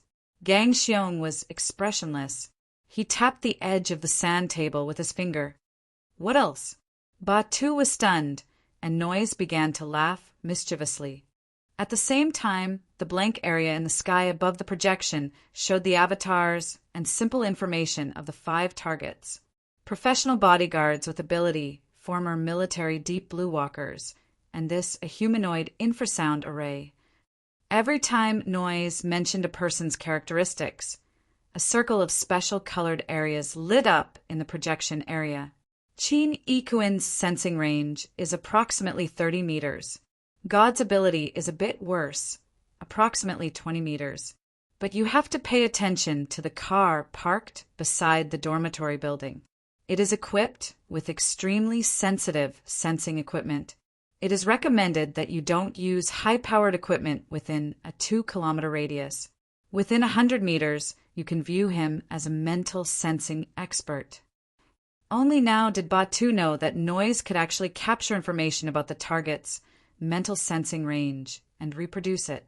It was truly inconceivable that his scouting ability could be displayed to such an extent. Noise had long since gotten used to this job. Of course, there's that youngster.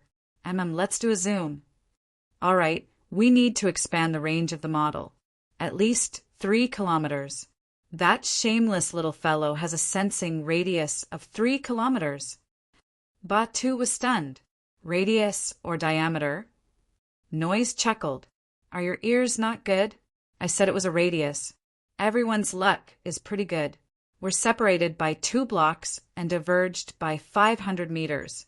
Otherwise, we would be carefully considering how to resolve the awkwardness. Resolve the awkwardness? It should be said that they were running for their lives. While Ba Tu rejoiced, he still found it somewhat hard to believe. A sensing range of 3 kilometers. Could that fellow be an extraordinary? Noise ignored him and continued with his work. Next, Dark scars hung down one after another in the projection area. Gang Xiong was rather interested. What is this? I don't know. In any case, it's very irritating. Back when I was stuffed into the military prison and had my ass busted, it was more or less the same feeling. Just this information alone can be sold for 1,000,000 or 800,000 without a problem. If any of you dare leak it out, you'll be my enemy. Ba Tu's head was a bit swollen. If it really is 3 kilometers, any frontal operation is meaningless. Discussing this topic is really meaningless. Gang Xiong casually waved his hand, moving the 3 most threatening figures to one side and gathering the other 2 normal people in the middle. If these 5 people are all staying at the charity hall tonight, there's practically nothing we can do apart from forcefully attacking. This is the worst-case scenario. I'll consider canceling this operation. Ba Tu nodded. I agree. Gang Xiong sneered. That's not very likely. The charity hall isn't a hotel, and our pioneers aren't idiots. From Batu's understanding, the so-called pioneer should be Quantum Holdings. According to the intelligence channels of the 2 partners, Luo Nan's group arriving at the Santa Maria Charity Hall had traces of Quantum Corporation's operations. Perhaps the other side also wanted to catch them off guard. Gang Xiong didn't care. We're only considering the latter scenario. This woman and her manager will leave. Maybe they'll give her a bodyguard. Maybe they won't. But no matter what, we're keeping an eye on her. A diversion? Don't speak nonsense. Gang Xiong swept his ice-cold gaze over. You must have forgotten this. His finger pointed at the core position marked on the sand table. Our target is this Rue Win. She's also someone who dealt with Quantum Corporation's Deep Blue Walker Squad. It's said that her close combat abilities are extremely strong. Do you want to verify it? Gang Xiong waved his hand without waiting for Ba Tu to respond. If we really touch her, our plan will pretty much be finished. So we're only considering her. Gang Xiong flicked his finger, forming fine ripples on the projected virtual interface. It doesn't matter how many people leave. We only want her. Get rid of the bodyguard and send the manager's head back. Also, Noise, it's time for you to show off. We need to record an additional video. Is it the kind I like the most? Noise's wide mouth opened, revealing white teeth and a purple tongue. Together with the light and shadow on the sand table, it formed a strange image. Can I let loose and play? Steel, you can always get to where I itch the most. That woman's waist and legs are too great. She's definitely a good gun rack. I'll take good care of her. I'll just break her 2 arms. Gang Xiong didn't pay attention to Noise's wild imagination. He just zoomed in on the projected area again, making the map show a wider area to plan the subsequent route. Putt Company's mercenaries will be useful after the attack begins. Stop them on the spot and delay the other side's rescue speed. It'll also give him time to watch the video. I hope you've made sufficient preparations. We've prepared 4 teams, and we've also prepared a wonderful disturbance. Ba Tu was quite confident in his profession, but right now he was a bit unsure. But Mr. Gang Xiong, are you sure you want to make a move on that person's sister? If you mess up, we're cooperating with your company because we like your operational abilities. We have a good target to frame, right? That's right, but no buts. That young man himself is worth 16 billion, but he definitely shouldn't tie himself to the future power of this planet. He and his family don't have this right. Gang Xiong acted like a philosopher. His thick lips cracked open. If he can survive, he might even be able to foil our operation tonight. But for a long period of time, he'll have to face similar situations. I hope he can make a choice in time. Otherwise, he'll definitely be running for his life until there's nothing left to look forward to. Ba Tu didn't say anything, but he made up his mind to apply for a transfer after this. Otherwise, he might end up as cannon fodder. Gang Xiong concluded. What he does in the future has nothing to do with me. I need opportunities and time. I just want long legs. F asterisk CK. F asterisk CK. F asterisk CK. F asterisk CK. Noise responded loudly, getting more and more agitated. Gang Xiong still didn't care and continued planning the route. Our retreat direction is the sea. The closest place is the south coast. We can also avoid the Lilan district in the northeast. Oh, Gang Xiong, hurry up and start. My crotch is about to explode. As he spoke, Noise actually began to loosen his belt. He completely disregarded the current situation. This fellow was a complete pervert. I won't cut your thing, but I can pull out your throat. Gang Xiong finally issued a warning. Ba Tu let out a sigh of relief when he saw Gang Xiong restraining him, but he soon realized something. His expression quickly changed. Go to the sea? That's not what we originally agreed on. Yes, you want to enter the wilderness and use your outstanding ability to fish in troubled waters. And this is what we need.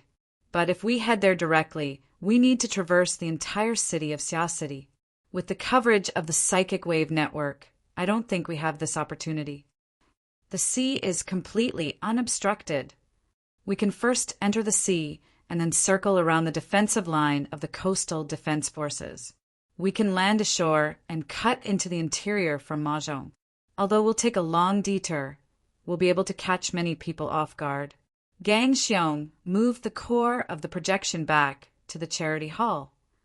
Before that, don't forget, before we reach the sea, all we have are hostages and bargaining chips. The most important thing is how to get our hands on a target. Our boss is waiting in the open sea. Mr. Jin Tong. Ba Tu subconsciously felt a bit of reverence when he heard news of extraordinaries. Gang Xiong was even calmer. Boss Jean is coming from the sea. Of course, we have to go to the sea. Otherwise, do you really think that Ouyang Chen and the martial monarch are watchdogs and ant queens? You won't take them out of their nest? Batu was stunned for a few seconds before saying, Of course it's great to have Mr. Jin Tong holding the line, but I'll have to talk to the higher-ups about the direction. Gang Xiong waved his hand. Do as you wish, but don't waste time. Batu walked out with a gloomy face. He heard Noise's clamor behind him. How many times do you think I should fire? 70, 80, or 90 times. You believe I can do it, right? Shut up. No. You can't handle my enthusiasm. Ugh. A muffled explosion seemed to ring out in the room. The voice came to a screeching halt. Ba Tu rejoiced that Gang Xiong had finally taken precautions. When he closed the door, he turned his head to look, but he saw Noise's mouth open. Noise's hands were hanging down, and the waistband of his pants fell to the ground, revealing the toy inside. It was truly an eyesore, but the important thing now was that dark red liquid was surging out of Noise's mouth. His eyes, nostrils, and ears were all the same. Enemy attack, long-range sniper. This was Ba Tu's first reaction. He instantly fell to the ground, and at the same time he exerted force in his legs and moved backwards. He even pulled the door and closed it, blocking the sniper's line of sight. His reaction could not be said to be slow. But at this moment, blazing red light shot out, filling the room in an instant, blasting the closed outer door into pieces. Batu also saw that the color of the projection area was already completely covered in blood red, and the corresponding outline was rapidly becoming blurry. But in that patch of blood red light, there was clearly a shadow that looked like a mix of a spider and human. It was ugly and malevolent, as if a nightmare had leapt into reality.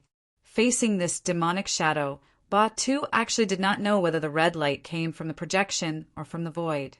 He only saw Gang Xiong take a defensive stance. His body shone with a metallic luster as he roared and retreated. At this moment, Batu had already smashed open the door of the opposite room and slid in. But in just 1/100th of a second, the red light had already covered him. The most terrible thing was that the energy of this red light did not rush outwards, but was pulling in the opposite direction. It was like an invisible whirlpool, forcefully pulling Batu's body towards the area where the blood-red light was the thickest. That center might be the fatal gates of hell. Aha! Batu desperately stretched out his hand, wanting to grab the door frame of the opposite room. But the moment his fingers touched the frame, the suction suddenly disappeared. He slammed onto the ground, his head dizzy and his legs weak. He subconsciously turned around to take a look. The destruction of the equipment in the room was expected, but the destructive power was not as great as he had imagined. In front of the sand table, Gang Xiong stood with his back facing the door. He did not move, but his body seemed to be trembling nonstop. "Mr. Gang Xiong?" Batu asked in a probing manner. Before he finished speaking, he saw Gang Xiong's enormous body instantly bend and twist. His muscles and bones shrunk into a ball amidst the fine tearing sounds. Then it suddenly stretched, collapsed, and shattered. The same fate also included those operatives on the ground. An invisible force field covered the entire room, leading everything. But Batu would rather believe that it was a demonic plate of flesh and blood that came from hell. The tearing sound that made one's teeth ache finally turned into a muffled explosion. Blood fog filled the room, and in front of the wantonly smeared colors, Batu's mind was blank. But in his wide open eyes, a figure was reflected. The blood fog that enveloped his body gradually became clear. Gang Xiong! He knew he called the wrong name without saying it, but Batu still could not help it. Where the blood fog gathered, that person turned around. This was a middle-aged man with an ordinary appearance. Compared to the human-shaped giant bear Gang Xiong, he was much thinner, but his body was also very strong. He was naked, not wearing a single thread of clothing. His eyes swept across the room and finally fixed on Tuesday. Batu swore that he had never seen such a cold and empty gaze. Those eyes seemed to be filled with countless layers of black fog, and he could never see them clearly. But why did he feel that they were so familiar? Chapter 506. As his body gradually approached the surface of the sea, the light, sound, and subtle changes in temperature from the shallow water, as well as the lazily swimming fishes and shrimps, formed a vivid picture. Zhang Yingying's mind seemed to have melted into this shallow sea. Only the white rainbow was still vibrating, as if it hadn't had enough. Who? Zhang Yingying's head popped out of the sea and shook her head. Her cheeks touched some fine floating ice. These translucent ice shards floated and sank on the surface of the sea. Just by glancing at them, one could feel the bone-piercing cold. She didn't care about this. She just took a breath of air that she hadn't breathed in for a long time, and cold water droplets fell. Compared to the seawater, the freezing rain falling from the sky was even colder. It was said that this freezing rain, which was outside of the forecast, had been entrenched in Xia City for nearly 10 hours, and there were still no signs of it stopping. Zhang Yingying stepped on the water unhurriedly. At the same time, she exhaled the old and inhaled the new. She adapted to the temperature difference of nearly 20 degrees inside and outside the sea. Her improved physical fitness quickly suppressed the slight discomfort. After her body felt more comfortable, she blew a breath of air at the surface of the floating ice. The air that should have been warm blew out a sharp and cold smell. A shallow crack extended from the surface of the sea in front of him until it reached 30 meters away before disappearing. Bai Hong's power continues to increase. I can now be considered a sword fairy who can kill people with a breath. Zhang Yingying licked the corner of her lips. She had to admit that her lips and tongue were a little numb just now, and there was a small crack on the inside of her lips. This was the price of acting tough. Compared to the rapid advancement of the white rainbow innate skill, the strength of her body was actually unable to keep up. This was a rather bizarre matter. It could be said that his body and soul were out of balance, but it was a bit different. He would have to ask Her Majesty Empress Wu for guidance when he returned. Of course, they could consult him at any time. She had been bored at the bottom of the sea for almost 10 days, so she had to relax no matter what. Today just so happened to be Sunday. Taking a few of his best friends out for a walk or two in the wilderness would be the happiest thing in life. With that in mind, Zhang Yingying also turned on the Hexaear's voice connection function. Soon, a series of push notifications sounded. At this time, she had already arrived at the bottom of the cliff facing the sea with the push of the waves. She skillfully jumped and climbed the cliff. The most eye-catching message came from Bai Xinyan. The weather in Xia City was clearly gloomy and damp, with freezing rain falling down. But the selfie of these sisters was a picture of the sun shining brightly and the sea of palms. Especially the angle of her selfie. It was obvious that she was lying on a beach chair. The photo was taken from her chest, revealing not only her crazy long legs, but also her first-class curves. Under the sunlight, her white, jade-like skin was even more dazzling.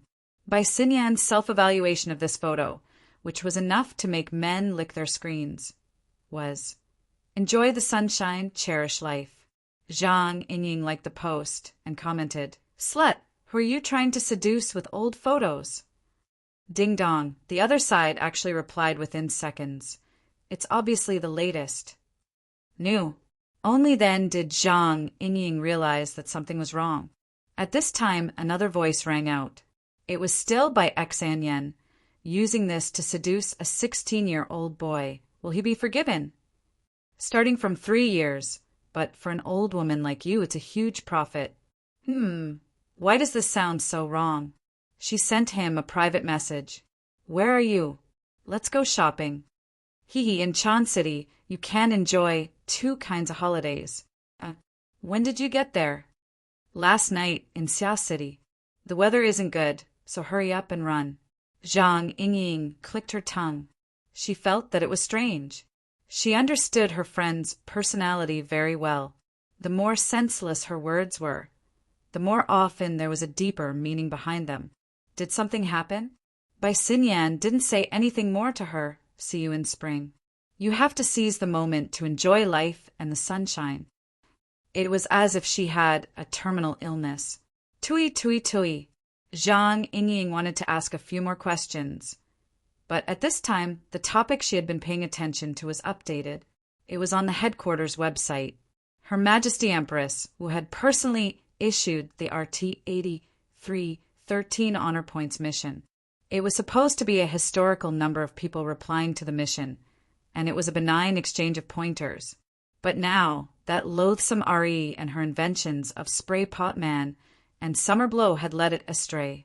It had become a battlefield for territorial killings. If it weren't for the fact that she was at a critical juncture in her cultivation, Zhang Yingying would have long since taken command and gone to war with those scum from headquarters. She hadn't vented in time, so she had been holding her breath. She maintained a high degree of attention and intense obsession with the situation over there. But what the hell was with this pushed news? Who gave this news to? Holy crap! Exploration News Agency, Xia City, December 9th. The Xia City Security Bureau has confirmed on the evening of the 8th that riots occurred in many areas of the city, resulting in many deaths. The Xia City Police Department has posted on their official social media accounts that the riots occurred around 2200 hours on the 8th. They involve a wide area, and the composition of the participants is complex. At present, 47 people have died in the riots. Of the 24 administrative districts of Xia City, 12 have already entered a state of emergency. The press release was in a rigid format, but the explosive content made people dumbfounded. Zhang Yingying was like this.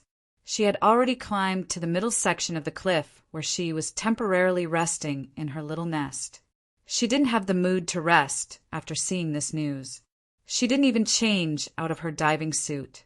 She continued to climb and jump. She crossed over 2 layers of road and arrived at the very top of the cliff. It was also the highest point of the surrounding coastline. She climbed high and looked into the distance. She saw small patrol boats shuttling back and forth in the distant sea. She could even faintly see the silhouette of large warships on the surface of the sea even further away. She looked inland. There were very few vehicles on the Huanhai Highway. There were only a few armored vehicles. Could it be that there was a coup? Zhang Yingying subconsciously opened the topic page and unmuted the many discussion groups. Sure enough, whether it was the headquarters intranet or the Xia City psychic wave network, the atmosphere had already exploded. There were far too many and too messy messages. Just RT-8313 alone had several thousand replies in a single night. There were many new memes interspersed within them. At first glance, it seemed as if it had been abandoned by history. Zhang Yingying could only start from the last floor she paid attention to. She climbed up the floors one by one to revise. She also read the news to make up for her lessons. It didn't take long for her to find the most important floor amidst the flood of replies. It was probably due to the excitement that caused his hands to tremble and his tongue to tremble. The speaker left behind a paragraph of confusing logic and subtle meaning. I don't know if it's drooping or not. I only know that Grandma's dripping sword is too terrifying. Her terror in Xia City is multiplied by 2. Fortunately, this message was accompanied by a more realistic video. Combined with the content of the video, it should be nighttime in Xia City. A large number of police cars and related police personnel were parked at the intersection of the streets. They were densely packed, but what was even more eye-catching was a corpse being carried out from the crowd. The person who recorded the video should be an internal member of the police. They even had the opportunity to do a close-up of the corpse's face. At first, the camera didn't capture the main point. It wavered on the corpse's fine armor, body characteristics, and other aspects. But soon, the person who recorded the video focused on the corpse's head. The eyes, nose, and mouth were all dark with blood, especially the eyes. They were abnormally swollen. The crystal in one of the eye sockets had already exploded, leaving behind a black and red blood clot. What does this have to do with the dripping sword? It was a thoughtless message left by someone who didn't know the ropes. In the blink of an eye, people from all walks of life were educated. Please seriously watch Her Majesty Empress Wu's teaching video. This is how the dripping sword dies when it hits the eyes. This is the result of the dripping sword stabbing into the eye socket and then exploding after striking the brain. The cranial pressure rapidly rises, causing the 7 orifices to bleed. This person's brain is certainly already a lump of paste. There might even be brain juice in the blood flowing out of the 5 orifices. If you ask me, this appearance may look scary, but it's actually not the best. The most brilliant method should be to simply destroy the brain tissue, causing a person to die without a sound. But this method is too smoky. Although the last comment was a bit pretentious, it was still relatively pertinent. Quite a few people expressed their approval. But the facts proved that this pretentious criminal had revealed his true colors too early. The person who first uploaded the video soon posted a second video. Following the video, fully armed corpses were carried out one after another. The entire comment section trembled. How many people have died in total? From what I can see, there are no less than 15. I looked at it frame by frame. The video shows 17 people. At the end of the video, the camera turned to a skyscraper on the side of the street. The words Xia City XXX Hotel were written on it, proving the location. What happened to Xia City? The 17 people all died in the same way. They were all armed and armed personnel. The time of death seems to be relatively close. No matter how I look at it, it doesn't seem like they were tortured to death. In other words, the time of death of these people is very close. Perhaps it was only a few breaths of time. The one who used the dripping sword was actually a machine gun user, right? Some people didn't even have the safety on their guns. In the end, how simple were their deaths? Requesting ultra-clear pictures of the scene of the incident. As long as one stayed on this topic, most of them would be practitioners and enthusiasts of the dripping sword. What they loved the most was to analyze the structure of the dripping sword and unearth its potential. Therefore, when the 2 videos came out, the enthusiasm of the people rapidly exploded. And just as the people were discussing this scene spiritedly, it was already the 9th. In other words, it was around 5 o'clock in the morning. What followed was the news that Zhang Yingying had seen before. It made all the ability users who were paying attention to this matter understand. The death toll and the scene of the incident were far from what they understood from the video. There were less than 20 corpses at the scene. Where were the rest? Did they die in the same way? Did I float in the air the wrong way? Zhang Yingying couldn't help but ridicule herself.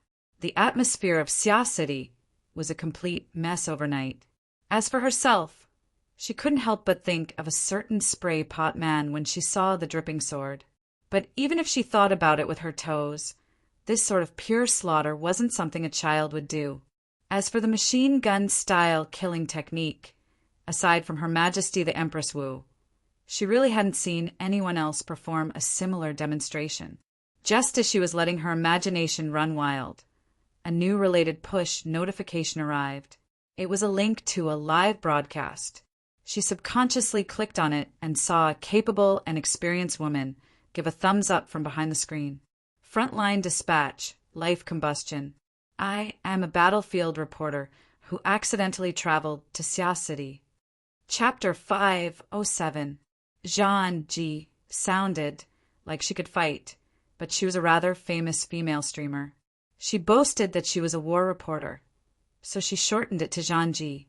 But because her appearance was even more outstanding, she received the beautiful name of Zhan Ji. Her hard power wasn't outstanding, but she was very sensitive to news. She was also super bold, often appearing on the front lines of conflicts in the inner world. Many times, she was in a very difficult situation. There were even a few times when she was shocked to death by the shockwaves of a battle between experts. Many viewers loved this kind of tone.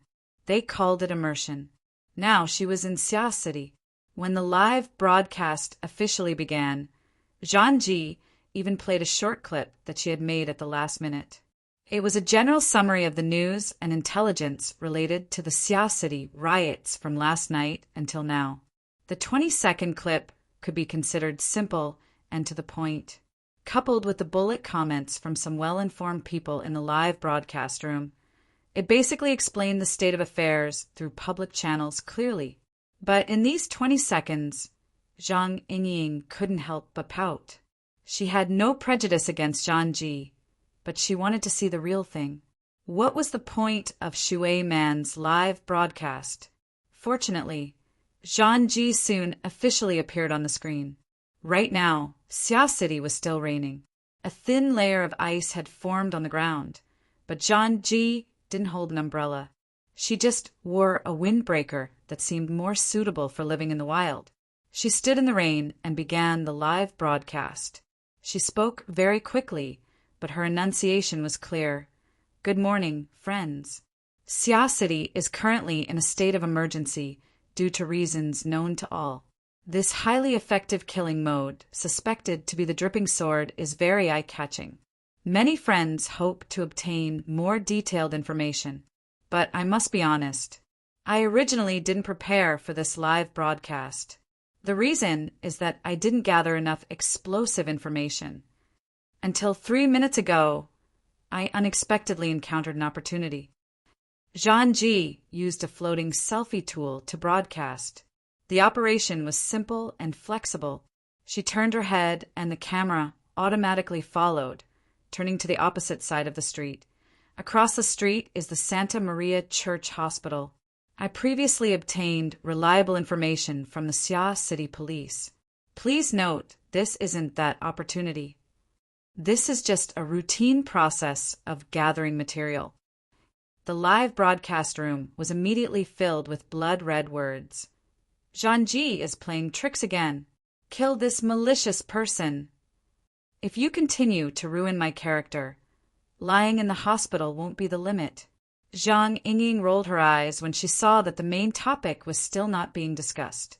She immediately exited, leaving only a small interface and sound effects on the screen as she continued to climb through the RT-80 313 mission thread. A few seconds later, Zhan Ji's voice continued. According to the police report, inside Santa Maria Church Hospital. There was a case related to last night's so-called riot, and many corpses were found. The time of death was around 22 to 22:30 last night. Now, let me highlight something important. The time of death reported in the police video circulating on the internet was also around 22 to 22:30 last night.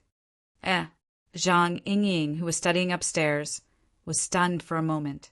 She switched the interface back. The live broadcast room also switched to a map of the administrative divisions of Xia City. There were 2 circles and a line drawn on it. Santa Maria Church Hospital is located in the southern city district of Xia City. The location shown in the police video is located in the Nader district to the northeast. The straight line distance between the 2 locations is 48 kilometers. Zhang Ji had done quite a bit of homework over the course of the night. She used her usual high speed of speech to pour in a lot of useful information. She finally revealed the value of this live broadcast. Now that I've said this, I might as well expand a bit. According to the internal report, the police have discovered 47 corpses. They are distributed in 4 locations. Aside from these 2 locations, there are also the Pingjiang district and the River Wu district. Those 2 locations are on the west side of Xia City. They are far from each other.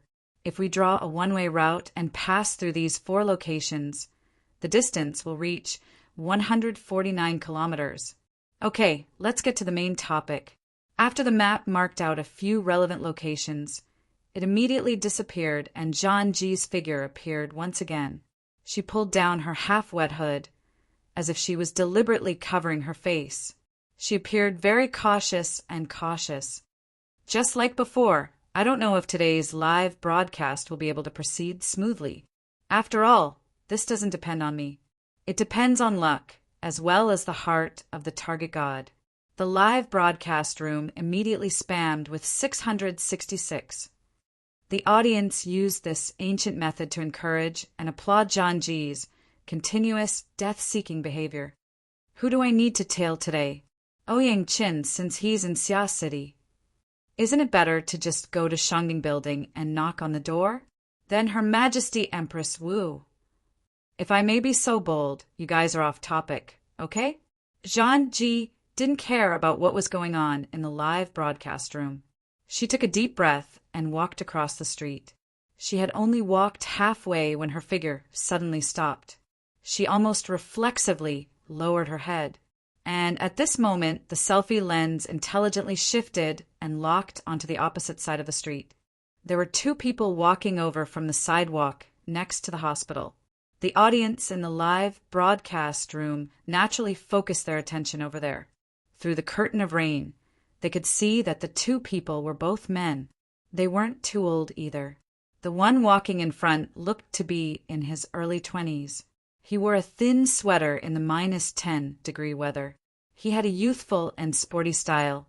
The colors and styles of his pants and shoes seemed to be a random mix and match. There wasn't any order to it. In comparison, the young man in his early 30s was a lot more mature. He was also a lot more particular. He had a robust buzz cut and a casual suit. Although it was simple, it gave off a very stylish vibe. However, it was this relatively older, stylish man who was holding an umbrella for the young man in front of him. This seemingly odd combination happened to be walking in the opposite direction of Zhang Ji. The distance between the 2 was rapidly closing. The majority of the audience in the live broadcast room didn't see the background of these 2 people. They didn't understand why Zhang Ji was acting so nervous. However, the highly interactive mode quickly pushed the answer to the most conspicuous position. Holy crap! Tianbang! Tianbang? That blood prison? The number 1 person below the transcendence? This isn't tailing, it's a collision. The audience in the live broadcast room instantly became excited. Blood prison, Tianbang was undoubtedly one of the strongest people in recent times. He had a solid battle record of directly killing Hamoan. He also had a military background and held a large number of troops. In terms of destructive power and influence, he was even more astonishing than some of the lone transcendents. Many channels were saying that if Tian Bang was given a large group of 50 or so deep blue walkers, he could even kill transcendents with the support of the integrated, formatted domain and escape unscathed. Because of this, busybodies called him the number one person below the transcendents. He was the signature of the military. Amidst the commotion in the room, Zhanji whispered, "Oh, this is the chance." When faced with this kind of situation, other people would have to consider the consequences. However, Zhanji was able to occupy a position in the inner world in such a traditional way because of her decisive action. She only used 1/10 of a second to digest her astonishment. Then she charged straight ahead and opened her mouth to say, "Hello, God Tian. I'm the live broadcast, host of the Zhanji Frontier Project. I'm called, How Long Can You Last with This Toy?" Faced with the woman who came out from the side and the filming equipment floating in the icy rain, Tian Bang's reaction exceeded almost everyone's expectations, especially his performance of opening his eyes wide and tilting his head to look at the camera. He was the first to appear before the eyes of all the ability users watching the live broadcast. "Wow, so cute. Zhanji has been instantly killed. What a dirty line." This was the first time the vast majority of people saw Tian Bang. It was hard to imagine that this major general of the military, who had killed a veteran B+ rank powerhouse, was actually such a down-to-earth young man. The live broadcast page immediately flooded the screen. At the same time, they expressed delight in Zhanji's misfortune. As for the dripping sword, the chaos in Xia City, and other such matters, they were actually secondary. But they never imagined that Tian Bang would take the initiative to extend his hand after saying the words, "Zhanji." "Zhanji, right? I've admired you for a long time. It's my fortune to meet you today." His genteel words, coupled with his courteous and respectful attitude, were like a wondrous peak in the clouds. Although it was right in front of her, it was hard to fathom her entire appearance. Zhanji had lost all initiative from the very first second. She stupidly extended her hand and shook hands with Tian Bang. "Do you know me?" "That's right. Frontline report, life ignition. I've seen many episodes of your Zhanji Frontier. After all, it involves many powerhouses, including first-hand material on extraordinaries. It's full of reference value. It's very useful to me." Zhanji was an ace streamer who had experienced many trials and tribulations. But when she heard Tian Bang's evaluation, she still couldn't help but feel a bit dazed. This was undoubtedly an extremely high level of praise and affirmation. Just these few words alone would cause her value to multiply. And because of this, her face flushed slightly. Her brain was a bit sluggish. She even forgot to say thank you. And all of these reactions were fed back to the live broadcast room through the camera. "Wow, a soulmate. There's such a character among the burners. Super warm guy is a sure kill. Zhanji, steady. Don't throw yourself at him. Hurry up, wash yourself clean, and get married." The live broadcast room was like a festival, and Tian Bang was gathering fans like crazy. The vast majority of people had forgotten their goal in watching the live broadcast. There were random greetings to Tian Bang, and there were also people who encouraged Zhanji and Tian Bang to tour Xia City hand in hand. In short, the topic was a complete mess. That's enough. As a member of the audience, Zhang Yingying had the urge to switch to another page. And at this time, Zhanji, the streamer, had actually calmed down. Even though the live broadcast was superb from a professional point of view, she was completely being led around by Tian Bang. For an outstanding streamer who pursued independence and excitement, this was absolutely intolerable. She secretly bit the tip of her tongue, waking herself up from her dazed state. Her mind spun like lightning, and she took advantage of the situation to say, "Major General Tian's healing power is superb. He's even more amazing than a large number of psychologists I've seen. By the way, I just saw you come out of the hospital." Tian Bang was all smiles as he interrupted her. It wasn't the hospital, it was the charity hall attached to the hospital. I just went to see a friend, but the door was shut in my face. The topic had flown off again. Under these extraordinary circumstances, who would believe that Tian Bang, as a representative of the military, would specifically go to a case-related area just to see a friend? Tian Bang's slippery manner made Zhang Ji feel quite defeated. Interviews and the like really weren't her forte. She should have followed the public opinion and tailed him. However, Zhang Ji was a bit curious. What kind of friend would a character like Tian Bang have at the charity hall? And why would he bluntly shut himself in? Could it be that he was a super volunteer hidden in the city? After thinking for a bit, Zhang Ji probingly asked, "That friend of yours, he's not here?" "He's not seeing any guests. I'm thinking that it's probably because he didn't bring any gifts to visit.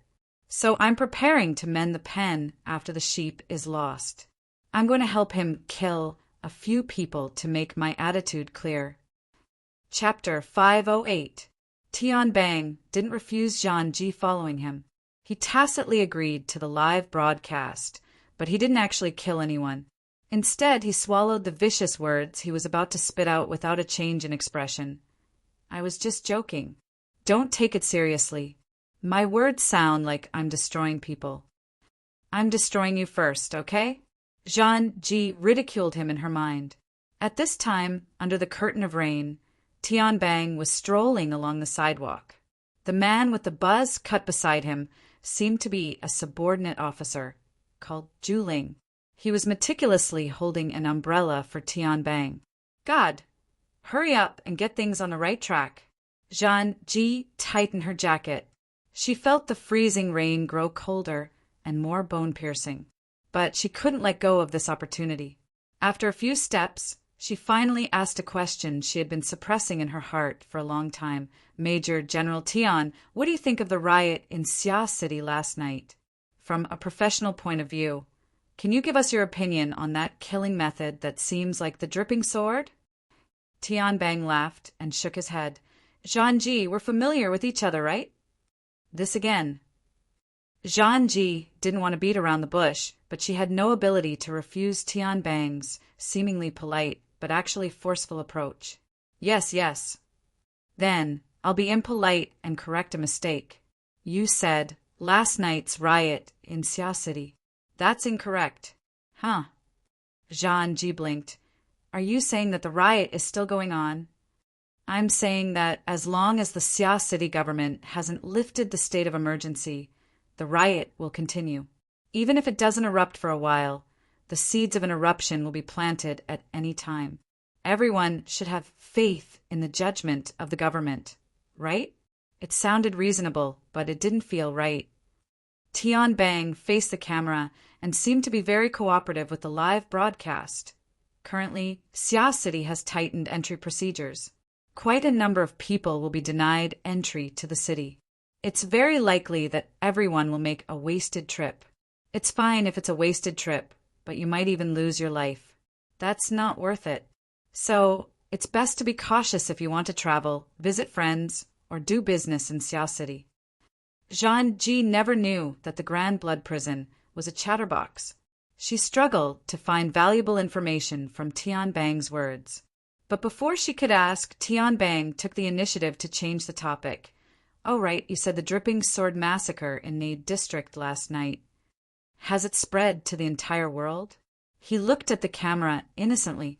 However, the live stream viewers who had been led around in circles were no longer buying it. Continue acting. Stop acting cute. He's a big shot in the military, he doesn't know. If he doesn't know the inside story, I'll cut off his head and feed it to Zhang Ji as a chamber pot. Zhang Ji rejected the human head chamber pot. She carefully tried to maintain the direction of the conversation. There are at least tens of thousands of replies to the RT-83-13 mission post about the dripping sword technique. I think this matter has already spread throughout the Wilderness Explorers Association. Tian Bang shook his head and sighed. RT-83-13, how nostalgic. Back then, I was also a pure-hearted youth who fawned on Her Majesty Wu Huang. Because of the nature of my ability, my dripping sword technique was very ordinary, but I had some experience with a heart-burning blade. Here, he comes again. The viewers in the live streaming channel were furious. The passerby fans who had just formed a circle were instantly blackened. We've circled around to the burning heart blade. Are you bragging? Ah, Zhangji, don't give him another chance. Uncle Police, hurry up and drag this chatterbox away. Someone shouldn't be called Tian Bang. Call him Tian Quan. Sure enough, eating too many donuts is bad for your health. The live streaming channel was flooded with donuts in an instant. Zhang Ji felt that she had already lost control of the live streaming channel. Fine, she had never been the type of streamer who had strong control. Her most outstanding ability was still courting death. She clenched her teeth when faced with the slippery Tian Bang. She directly courted death. Major General Tian, you specifically mentioned Her Majesty Wu Huang. Are you implying that the commotion in Xia City is related to her? Tian Bang stared at her with wide eyes. In the end, he clapped his hands and said, As expected, you have the attributes of a reporter. Your imagination is quite admirable. Why don't you explain it in depth? Zhang Ji wasn't afraid of anything, since she was already madly sprinting along the path of courting death. She no longer paid attention to the live streaming channel. She just repeated the analysis of the locations and distances she had done before. Then she concluded, the 4 locations of the crime are practically the same way of death. Although the time of the crime is extremely close, it is possible to accomplish all of this within half an hour if one has astonishing movement speed. In reality, there is no need to use an extraordinary. A B-rank powerhouse whose specialty is speed is more or less the same. The true difficulty lies in the raindrop sword, and to be able to use the raindrop sword as a machine gun. Her Majesty Wu Huang is the inheritor of the technique. She should have more information than others. Zhang Ji shrunk back in the end. It was true that she wanted to create big news, but as a reporter, she would be punished by the heavens if she sang a one-woman show. At this time, Tian Bang sighed. Zhang Ji, you don't have enough material. You must know that there are some matters that exceed the scope of normal logic. For example, when it comes to the time of death. I can tell you with great certainty that there is no such thing as half an hour. According to the scene surveillance obtained by the police, the time of the crime at the 4 locations you know of is within 5 minutes of the first and last time. Tian Bang extended his hand and spread his fingers apart. He flipped them in front of the camera so that everyone could see clearly. 5 minutes? Also, the crime locations aren't limited to the 4 locations you know of. There is an even more exciting one nearby. Zhang Ji, and I will take everyone there to experience it. Donut, Tian Bang had finally revealed valuable information after being shrouded in mystery. He had even overstepped his boundaries and seized the anchor's position. There was no doubt that the continuous news had a considerable impact on the logic of the live broadcast participants. Zhang Yingying, who had been paying attention to the live broadcast, entered the office's work group and sent 2 rows of dumbfounded emojis. Of course, she didn't forget to send the live broadcast link. Did Her Majesty really make a move? Why do I feel like it makes sense? Yingying, why are you putting the blame on Her Majesty? It doesn't matter if it's Her Majesty or not. I think it's more appropriate to ask Boss Luo what he means. Ah, I seem to have exposed something. Sure enough, there are people who think so, right? Children who tell the truth deserve a spanking. So I'm not the only one who thinks so? More than one person plus one. More than one person plus 2. Cowards who don't dare to tell the truth are shivering in the corner. 10 days of seclusion had indeed been abandoned by the world. Zhang Yingying was full of question marks.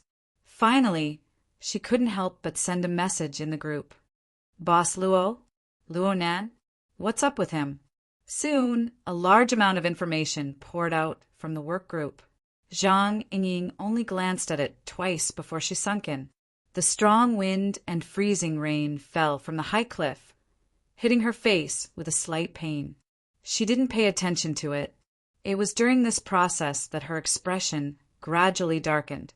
2 minutes later, Zhang Yingying gave Bai Xinyan a call. However, the friend she had just been interacting with for fun not too long ago had completely disappeared. Some time later, Tianbang and Zhang Ji crossed 2 street blocks and arrived at the rumored crime scene. This place had indeed been placed under layers of police surveillance. There were no other people in the enormous office building aside from police personnel. With Tianbang there, the group entered the office building without a hitch. However, Zhang Ji still put on a serious expression for the sake of avoiding trouble. She did her best to match the military style of Tianbang and Bai Xinyan, even though Tianbang himself didn't have such a temperament to speak of. The crime scene was located on the 75th floor of the office building. There were already police personnel standing guard on this floor when the 3 arrived, but there weren't many relevant technicians. The investigation work had yet to officially begin. Zhang Ji had just stepped out of the elevator when she suddenly saw a corpse lying on its back in the corridor. The time of the crime at this scene? It's as you think. It's pretty much the same as other places. It's been almost 10 hours. Isn't the scene preserved a little too well? Because the police really did just get the news. Got the news! Tianbang faintly smiled. He led Zhang Ji around the corpse and into the studio of the first crime scene. The room was a mess, but it basically maintained the same appearance as last night. It wasn't damaged. There were some splashes of blood on the floor and the workbench, but there were no other corpses. Since Tianbang was cooperating, Zhang Ji didn't hold back. She quickly recorded the surrounding situation and even gave the corpse a close-up shot. The people in the live broadcast room were all ability users. They had a high tolerance for corpses, but they were a bit more curious. Who knows this person? Why did Tianbang come personally? Passerby. I've never seen him before. Xia City has come out to receive guests. Has anyone seen him before? Zhang Ji reached out and checked the rigidity of the corpse and the livor mortis. This wasn't the first time Zhang Ji had done something like this. She turned to look at Tianbang. Can I? If Tianbang agreed, she would make her move. However, Tianbang sent her a smile. There's no need to go through so much trouble. I still have basic information. He turned his head, and the buzz-cut man Juling reported the relevant information. Ba Tuesday, head of Put Service Company's Xia City branch operation. Ability level C+. This person died at 22:13 on the evening of the 8th. From the information provided by Put Service, the company's partners, subordinate operation teams, and mercenaries also died and went missing at the same time. A total of 42 people. Zhang Ji was stunned when she heard this number. She immediately sucked in a breath of cold air. Have these people entered the official statistics? They haven't, but this place is very close to the Santa Maria Church Hospital. The people who died there are 2 different groups from Put Service Company. The people in the hospital are members of another company's operation team. In fact, the Santa Maria Church Hospital itself is indirectly controlled by that company to handle some special affairs. It's a pity that the core members were all wiped out last night. Tianbang waved his hand. The hospital probably can't continue operating now. There's still a lot to be done. The live broadcast finally entered a virtuous cycle with a continuous explosion of explosive news. 666666. I think I'm seeing the faces of Xia City's officials who have nothing left to live for. 47 plus 42 is equal to 99. One more, and they'll be slaughtering 100 people. The first 10 died early. You'll help kill the other 10? Even so, it's still extremely fierce. Just which great god is it? Hurry up and retract your divine ability. At the end of the year, 2096, a great demon has finally seized the position. Xia City can be said to be the #1 demon den. There's nothing wrong with a demon den. Demon your mother. Cave your sister. Xiachue, open up. You blind bastard. Didn't you see Donut just say a bunch of operation teams and operation teams? Also, Put Service Company is a professional assassin and mercenary service. They have a bunch of F***king armed personnel. They clearly want to stir up trouble. In the blink of an eye, the live broadcast room turned into a killing field. After Zhang Ji recovered from her initial astonishment, she keenly grasped a few sensitive points. How can Ba Tu's time of death be accurate down to the minute? It's not a problem to be accurate down to the second. There's surveillance. There was nothing wrong with Tianbang's answer. He even had Juling show it to Zhang Ji. Thus, Zhang Ji watched the entire process of Ba Tu dodging, sucking back, struggling, and finally lying on his back like a corpse from the surveillance video. The surveillance video showed that it was indeed 22:13 last night. But where's the person who did it? There's only a portion of the surveillance video in the hallway. That person never walked out. This style of doing things was truly too hateful. Zhang Ji calmed herself down. Her gaze and the camera turned back to Ba Tu's corpse. Whether it was her or some of the viewers in the live broadcast room, they all discovered one thing.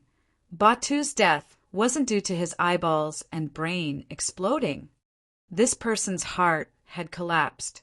But for the 32 mercenaries downstairs and the surrounding streets, the cause of death is definitely the dripping sword. Zhang Ji was startled. That's 33. There's still 9? Nominally, they're missing. But Tianbang extended his hand and circled around. They're all here. The DNA of 9 people was tested in the bloodstains in the room. Basically, it can be explained that their corpses didn't exist. All that's left is this. He bent down to pick up a twisted metal structure on the ground and casually tossed it. It was unknown who took the lead in the live broadcast room, but a series of dumbfounded emojis appeared. No other words were said. Zhang Ji asked, "What do you mean by no corpses exist? Is that they were swallowed by something? Oh, a mutant." Tianbang gave her a thumbs up. "Your imagination is rich and reasonable. I actually hope that's the case. At least there will be less trouble. However, this twisted steel throat should have come from the metal hunting group's Gangxiong.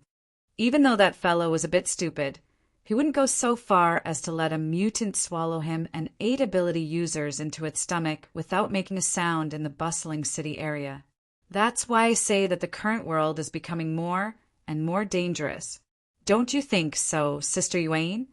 Tianbang suddenly laughed and casually tossed the metal throat aside. He opened his arms and walked toward the door. There was a woman in professional attire there. She stepped over Ba Tu's corpse and walked into the room. Behind her was a group of professionals in police uniform. Chapter 509. Long time no see. Little Sister Yuan. Come hug me. Hello. Did I call you little sister? There are so many people here. I'm too embarrassed to call you big sister. You're 15, I'm 20. You're 20, I'm 25. So what if I call you little sister? I called you big sister because I thought you were a bit pitiful when you first joined. Now that you've made a name for yourself, can I set things right? Tianbang entered in to follow and strike up a conversation after the woman in business attire entered the room. He chattered incessantly as if he was afraid that others wouldn't know of their relationship. He didn't pay any attention to the other police personnel.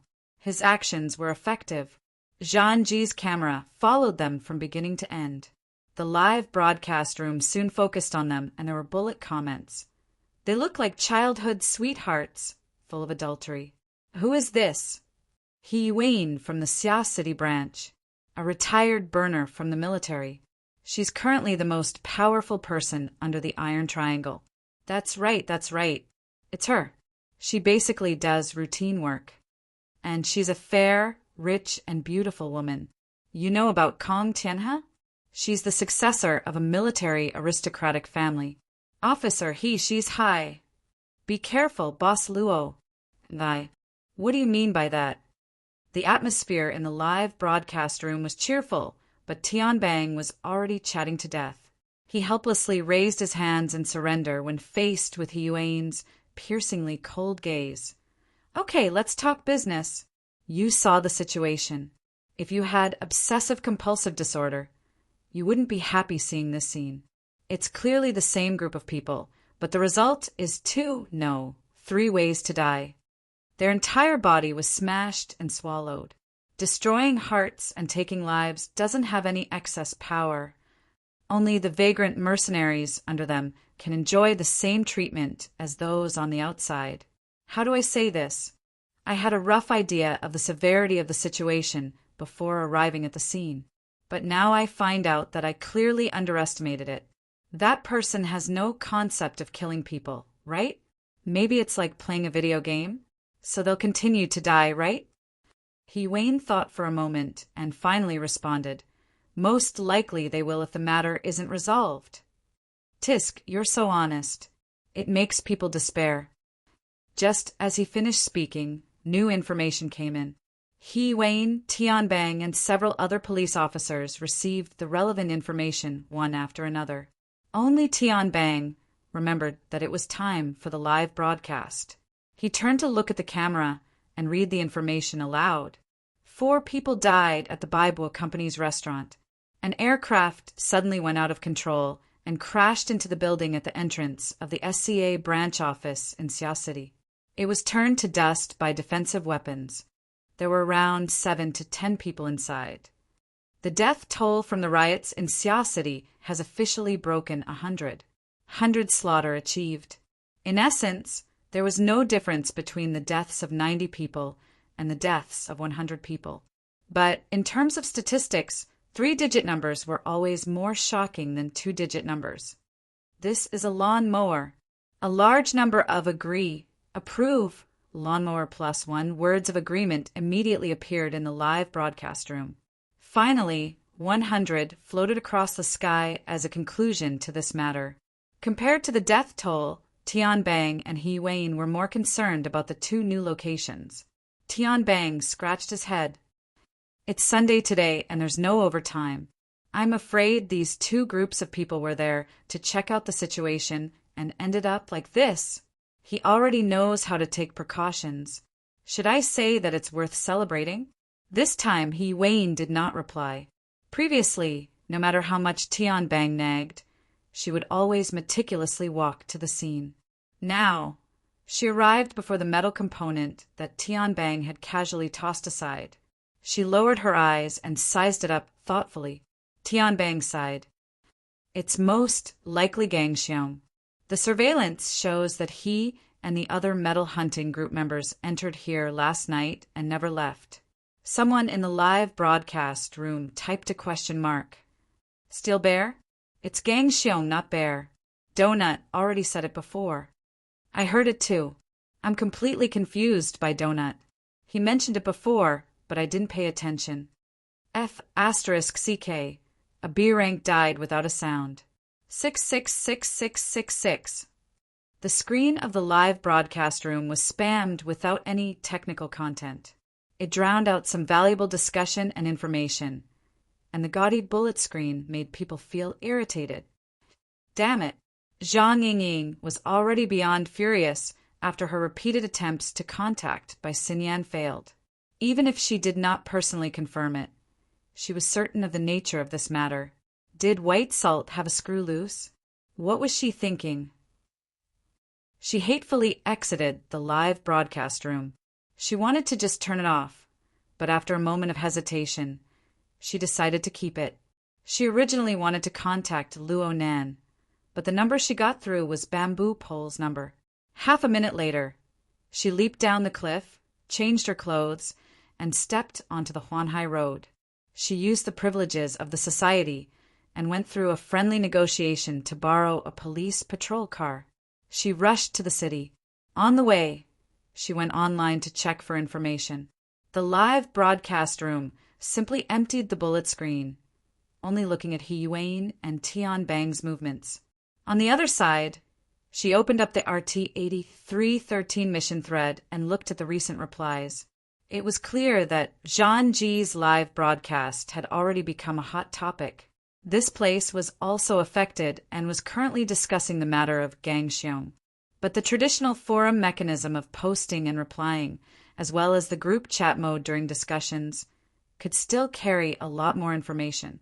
Is Gangxiong a member of the society? The metal hunting group is registered in the society, so he must be. Boss Jin Tong is probably going to explode from anger. Isn't Gangxiong a B+? He's dead just like that? He's almost there. How many B+S are there in the entire world? It feels like they're endangered and rare animals like extraordinaries. It's fine if he's rare, but what the hell is he saying he's endangered? Less than 1,000. Less than 1,000. According to the Society's data, the vast majority of the 70,000 awakened were C rank. For example, in Xia City, there were only 14 registered architects out of the 1,000+ members. This number and ratio was second to none among the 88 branches under headquarters. Although headquarters had always been secretive about the number of ability users at B rank and above, the High Lord of the Eye of Secret Contract had made a famous judgment in the early years. Masters are less than 1,000, and extraordinaries are less than 100. Weeds, flowers, and trees are scattered and difficult to form a forest. Master was the internal name of the Eye of Secret Contract. It referred to architects and B-rank powerhouses. This sentence didn't take into account the last two paragraphs. It meant that the estimated number of ability users in the entire world didn't even reach 1,000, and the number of extraordinaries didn't even reach 100. As one of the three great secret orders of the world, the authority of the Eye of Secret Contract wasn't inferior to that of the Wilderness Explorers Society, and its High Lord was ranked among the top 5 extraordinaries in the world. He was the kind of person whose spit was like a nail. Later on, someone confirmed with the High Lord of Secret Contract that there was another explanation for this sentence. Architects and extraordinaries, added together, didn't exceed 1,000 in the entire world. And it had to be noted that this was an estimate that included the society, orders, individual investors, and even burners in the most extensive sense. Even if the society was a large organization with a lot of business and all the heroes of the world came and monopolized half of it, there would still be no more than 500 people. At the very least, half of the B rank would be taken out. For a veteran powerhouse like Gangxiong, it wouldn't be a problem for him to rank in the top 300 of the society. If he performed well, he could even rank in the top 200. If placed in the entire world, he would be at the level of the top 500. And then he died just like that? Recently, the society's B rank has fallen a bit quickly. Let's not talk about Gangxiong. There's also Snake Tongue. Sai, I remember that Snake Tongue died in Xia City, right? No one responded to this topic, probably because it was a bit sensitive. It was also because at this time someone copied a copy of the surveillance video that Tian Bang showed to Zhang Ji in the live broadcast room and forwarded it here. At the same time they asked, God, please analyze, how in the world did Gangxiong die? The video feels too fast. Is it my imagination? Someone replied, it's not your imagination. Looking at the video, it's most likely that he died in front of the Putt Company's operations supervisor. The latter has a very clear expression of horror. He probably saw the way Gangxiong died. There's nothing else to say. It was certainly fast and ruthless. That's why he had such a reaction. A certain ID labeled Senior Intelligence Analyst explained a bit more in detail. If I were him, I'd be scared too.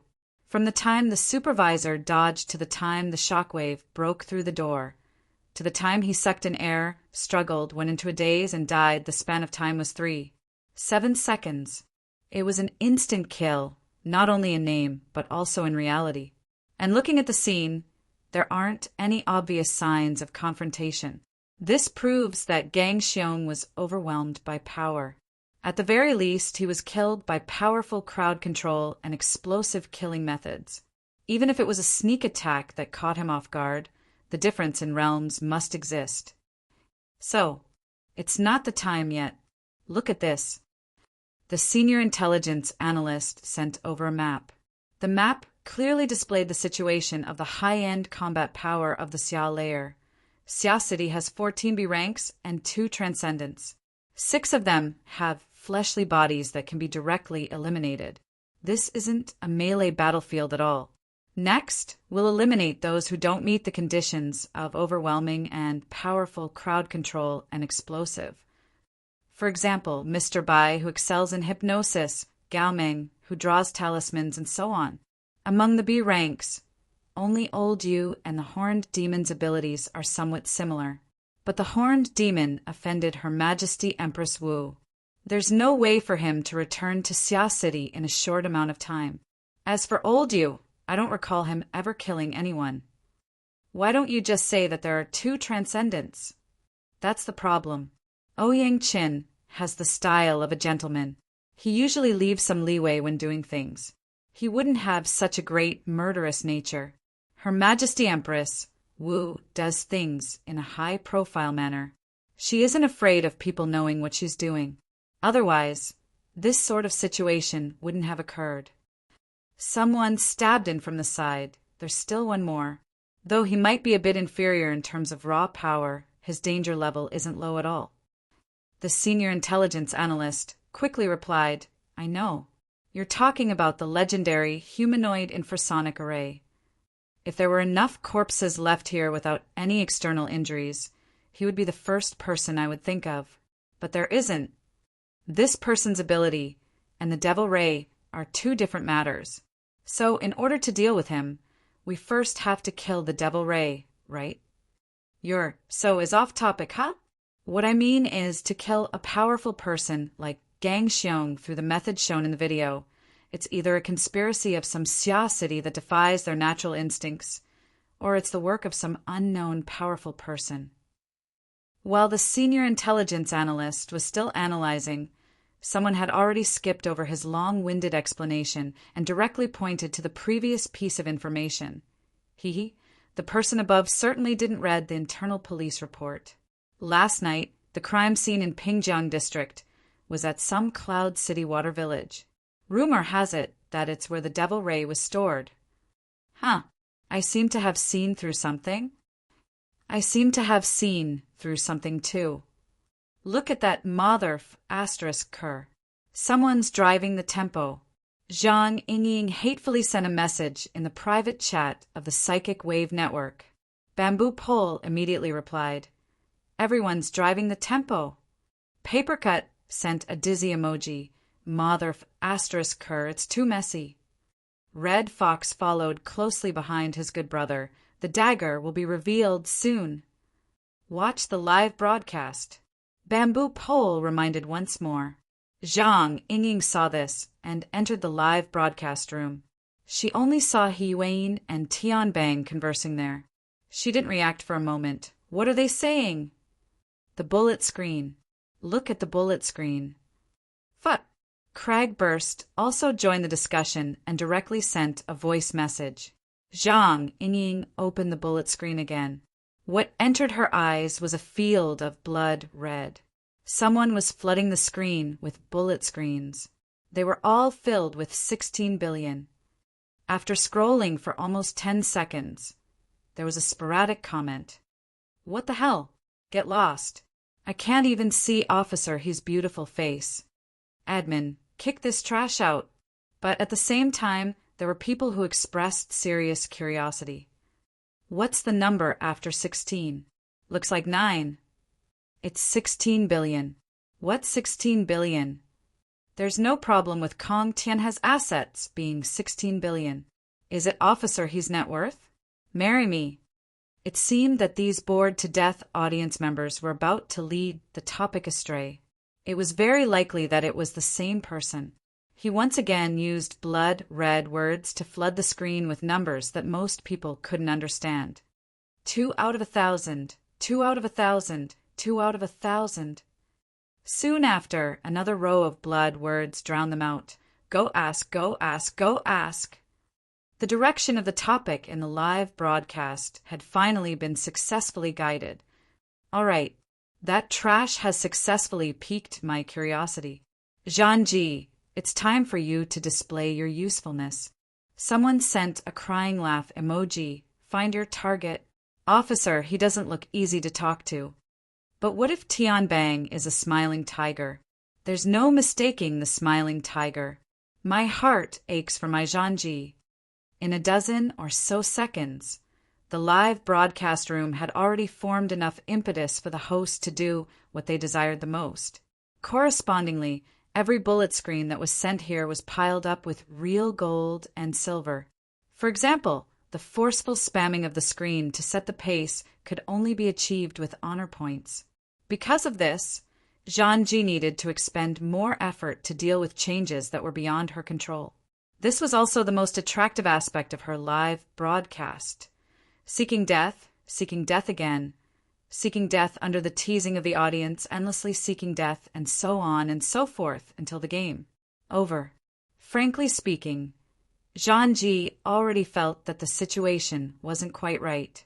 From the inside information she received to the conversation with Tianbang, to the series of events that followed, it wasn't a coincidence, but it wasn't deliberate either. It was as if there was an invisible hand constantly correcting and guiding the situation to the direction they wanted it to go. Because of her fearless live broadcast style, Zhanji was also fortunate enough to come into contact with many of the top figures in the inner world. In her opinion, this feeling was familiar. It was as if she had bumped into the plan of some guru or some powerful scriptwriter. On one side, rationality screamed danger, and on the other side, the effect of the show was tumbling up. Between the two, she didn't need to hesitate at all. What's more, her team behind the scenes had already combined the information from various channels and sent her a rather reliable piece of information. Zhanji couldn't control herself the instant she saw the relevant information.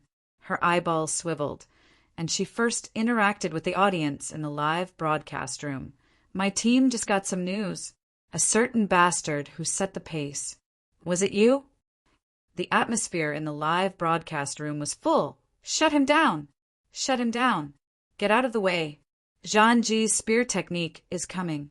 This spearhead is so sharp. I have a bad feeling about this. Light a candle for Zhanji in advance. Zhanji shifted her camera and swallowed imperceptibly. She hoped that the gossip just now could help her buffer a bit. She considered her words for a moment and tiptoed over to Tianbang and He Yuan's side. She found an opening and suddenly asked, "There are rumors that the commotion in Xia City is related to a project led by Quantum Corporation. What do you two think?" Tianbang and He Yuan weren't the only ones in the room. There were 5 or 6 people from the police force. Everyone raised their eyebrows when these words came out. Zhanji instantly became the focal point of everyone's attention. Tianbang didn't make any more donuts, but he still maintained his true nature as a smiling tiger. He beamed and didn't say anything. He Yuan cast a cold and clear gaze over from the side. Zhanji adjusted the camera at the right time and gave her a close-up. Zhanji knew that if she were to say the following words, she would very likely offend He Yuan and even the Xia City branch. But in the end, her habitual impulse suppressed everything. It said that Quantum Corporation is offering a reward of 2/1000 of the project's shares as a reward for the recovery of the lost experimental body. The value of the shares is as high as 16 billion, and there's a lot of room for growth in the future. And that experimental body is currently in the hands of the Xia City branch. It's under the control of the branch's psychic genius, Luo Nan. May I ask, is this true? Zhanji only took 12 seconds to finish saying over 100 words. It was rare that every word was as fluent as pearls. They were clear and legible without any mistakes or omissions. He Yuan still didn't speak. Tianbang chuckled. Zhanji, you switched professions to news broadcasting? Zhanji was already in full battle mode. You said it's news. Does that mean this isn't a rumor? Only at this time did the vast majority of the audience come back to their senses from the barrage of words. It really is a huge sum of money with 9 zeros at the end of 16. So that's how it is. F*CK, F*CK. F asterisk CK, F asterisk KK, F asterisk KK, F asterisk CK. It's disrespectful not to say it's 9 zeros. When's the nearest flight to Sia City? I'm in Luo City. Is there anyone going with me? We can split the reward in half. 1,000th is acceptable. I'm going to Sia City right now. Is it okay to sell coffins? Locals, please leave a message if you're willing to cooperate. Hurry up and look at the Starry Sky Club's mission system. The high-level area has already been updated. The number of people accepting orders has already broken 100. The bullet screen instantly exploded, drowning out the entire broadcast room. There was also the animation of flames burning the sky. It burned people's heads restlessly. And in this explosive atmosphere, a cold and calm voice cut through. The one who spoke was precisely He Yuan. I don't understand what you're talking about when you say experimental body.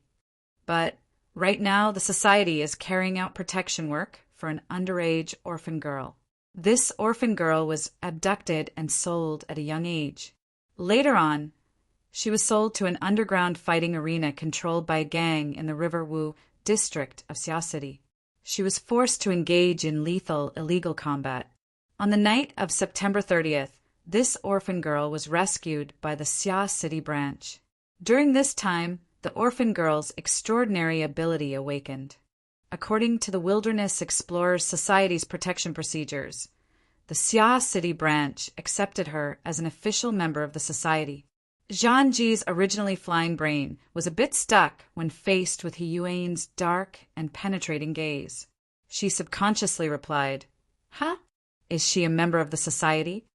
The orphan girl's registration procedures for joining the society were already completed before midnight on September 30th. The society's relevant procedures were extended to before midnight on October 1st. There is evidence.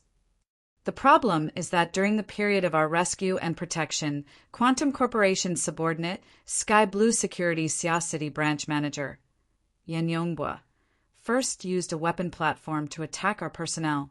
Then he dispatched the Deep Blue Walker combat team to intercept and kill them. He also openly used particle cannons and other prohibited weapons in the residential area of Sia City. At the same time that our personnel were injured, he seriously damaged the safety and order of Sia City. The Sia City government has already issued a serious warning to Quantum Corporation regarding this matter and has handled it. The Sia City branch has also negotiated with Quantum Corporation based on this. All processes and relevant documents have been recorded.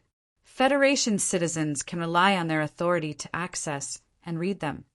From the above, we can see that the orphan girl protected by the society is far from underage. Moreover, she was repeatedly sold. She doesn't have a legal guardian.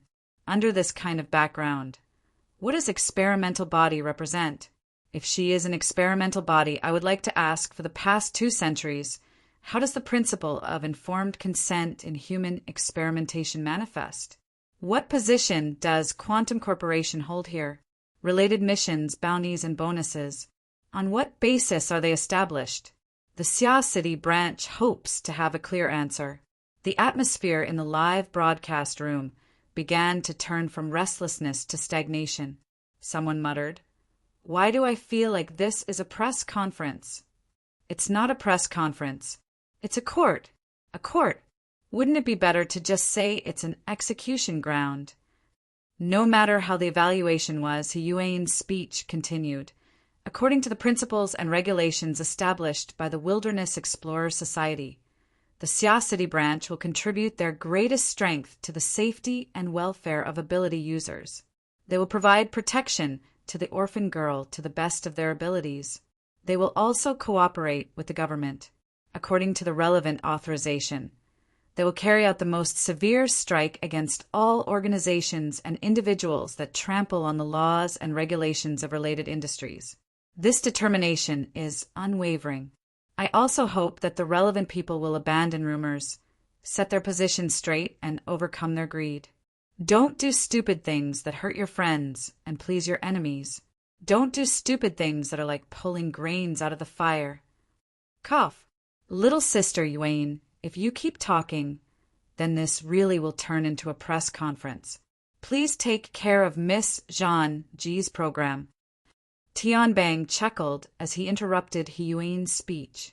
He came over and stole the camera. I want to say it. Little sister Yuan has always done things in a thorough manner. You don't lack material evidence or witnesses. What? You're talking to yourself? You're making things up? You don't have witnesses? Didn't you hear it? You're not a witness. Hey, that police officer over there. I'm talking about you. The bald guy with the iron hoop under the hat. Stop staring at that piece of scrap metal. Come over here and be a witness, okay?